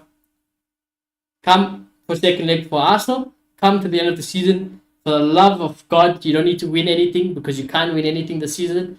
But all we want from you is to entertain the fans and actually let them enjoy whatever is left of the season. Let them be entertained. Give him the contract. Give him the contract till the end of the season. Honestly. You need Don Carlo the software. But that's the thing. I don't think it is. I think we rinsed it. The last of Ancelotti has been rinsed. We've rinsed him. It's done. He said it himself. He says he doesn't think he'd manage it after Real Madrid. He said he'll stay at Real Madrid for as long as they want him. And after that, he's probably done. Oh. Sounds like the Red Devils channel. Shani wants manager's head. I've been wanting his head for a long time this season. I've been lying to say if I did it. Right? I've been Ancelotti out for quite some time. But it wasn't as bad as Oli. Nothing will forever be as bad as Oli. How people stood and defended Ole Gunnar Solskjaer, you guys are fucking, no, I can't say that. I can't say Nish. I'll say Nish is my uncle. I can't say it. But yeah. If you defend Ole Gunnar Solskjaer and you defend Manchester United, you guys, unfortunately, sadly, shamelessly, I sit here. You deserve the worst in life. You deserve the worst in life for supporting that scumbag, shite, fucking institution excuse of a football club team with backing of Sir Jim Ratcliffe when fucking Qatar was right there. You guys got no one but yourselves to blame. It could be worse. Now that I think about that, my life could be worse. It could be worse. Thankfully, it's not that worse. I'm talking about Ancelotti's, Jurgen Klopp's, Bellingham. It could be worse. I could be talking about Rashford, Ruben, Amarim's, Ten Hag. It could be so much worse. I've moved on in life. I'm happier. Yeah, I'm content. I can go sleep at peace now. Now that I thought about that. Ten Hag gave Oli a run for his money. Our fans were writing letters to beg Ten Hag to stay, and those owners listened. United fans, they're a breed of their own.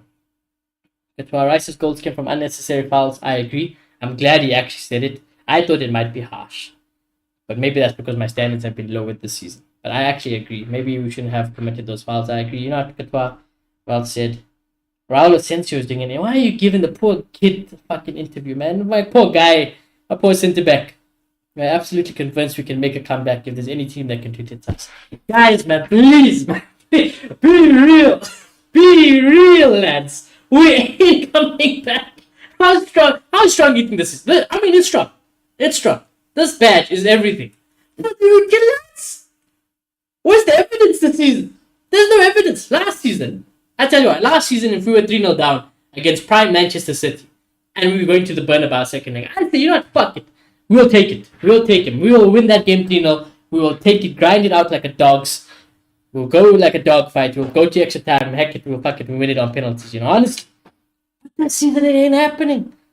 I don't know what these players think. Maybe they have to say, but not clearly not, because Qatar is speaking facts.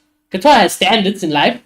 Asensio is a young lad. Vasquez is delusional. He needs to pack his bags with Ancelotti. If anything, if there's two guys I will be negative about leaving Real Madrid, is David Alaba and Lucas Vasquez. Lads, I'll pack your bags myself and take you to the fucking airport and tell you to fuck off and never to return to this club ever again. Don't even come as a fan. Don't put on that shirt. Don't put it. Fuck off and stay fucked off. Honestly. But poor Asensio. They're making him do an interview. Lads, I'm not gonna get it. I'm not gonna get Ancelotti comments. Patois. Second half, we've got how to play good football. Second half, bro. What about the first half? You see the players, they need a smack. We need the Bernabeu next week. Raul said, guys, man, we're already dead. Let us be dead. Let us mourn the season that we've been in. I beg, we can't be doing this. You can't be relying on our attacks too much. We've had enough. We've got nothing to show. You guys got nothing to show for Bernabeu magic. In fact, if anything, at the Bernabeu, if Ancelotti is still here, if this team is still with Ancelotti, you whistle them, boo them for 90 minutes and take a leg. I can't be asked. Fucking Bernabeu magic. Qatar says it's hard, but we have to believe in the team. You're on a good roll. Ancelotti's gonna go into hiding, bruv. He's not. I'm only gonna get Ancelotti quotes fucking tomorrow morning, isn't it? Can we just forfeit the rest of our games and skip the next season? I agree with that.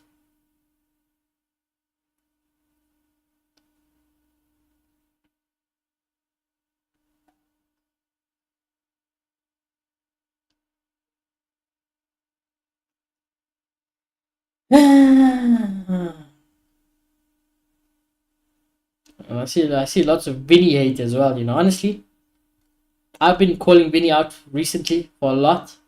He's been getting away with it equally as Ancelotti. If anything, it's because Vinny is the Ancelotti of our team. Like, how Roy Keane was Sir Alex Ferguson on the pitch. Vinny is the Ancelotti of our team on the pitch. And he's been moving exactly like his manager, bruv, recently. Exactly like his manager. So you also need to wake up, Claw. You see, even like... Okay, to be fair, I don't follow this Real Madrid account. Fuck them, actually. I'm not going to read them. They're the worst Real Madrid account. I think it's also linked to the Barca account, so I can't be asked from the same people.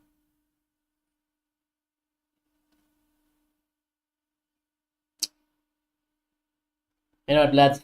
If you want to see my Ancelotti reactions and stuff, we're probably gonna have to catch me on Twitter. My God, by the way, look at this. Look at this screenshot. Holy shit! All right, look at this. This is the screenshot of Declan Rice's free kick. Look where the fuck this ball went. You can't save this, man. You can't save it. It is what it is, bro. It is what it is. It is what it is, God. That fucking motherfucker is in the top corner.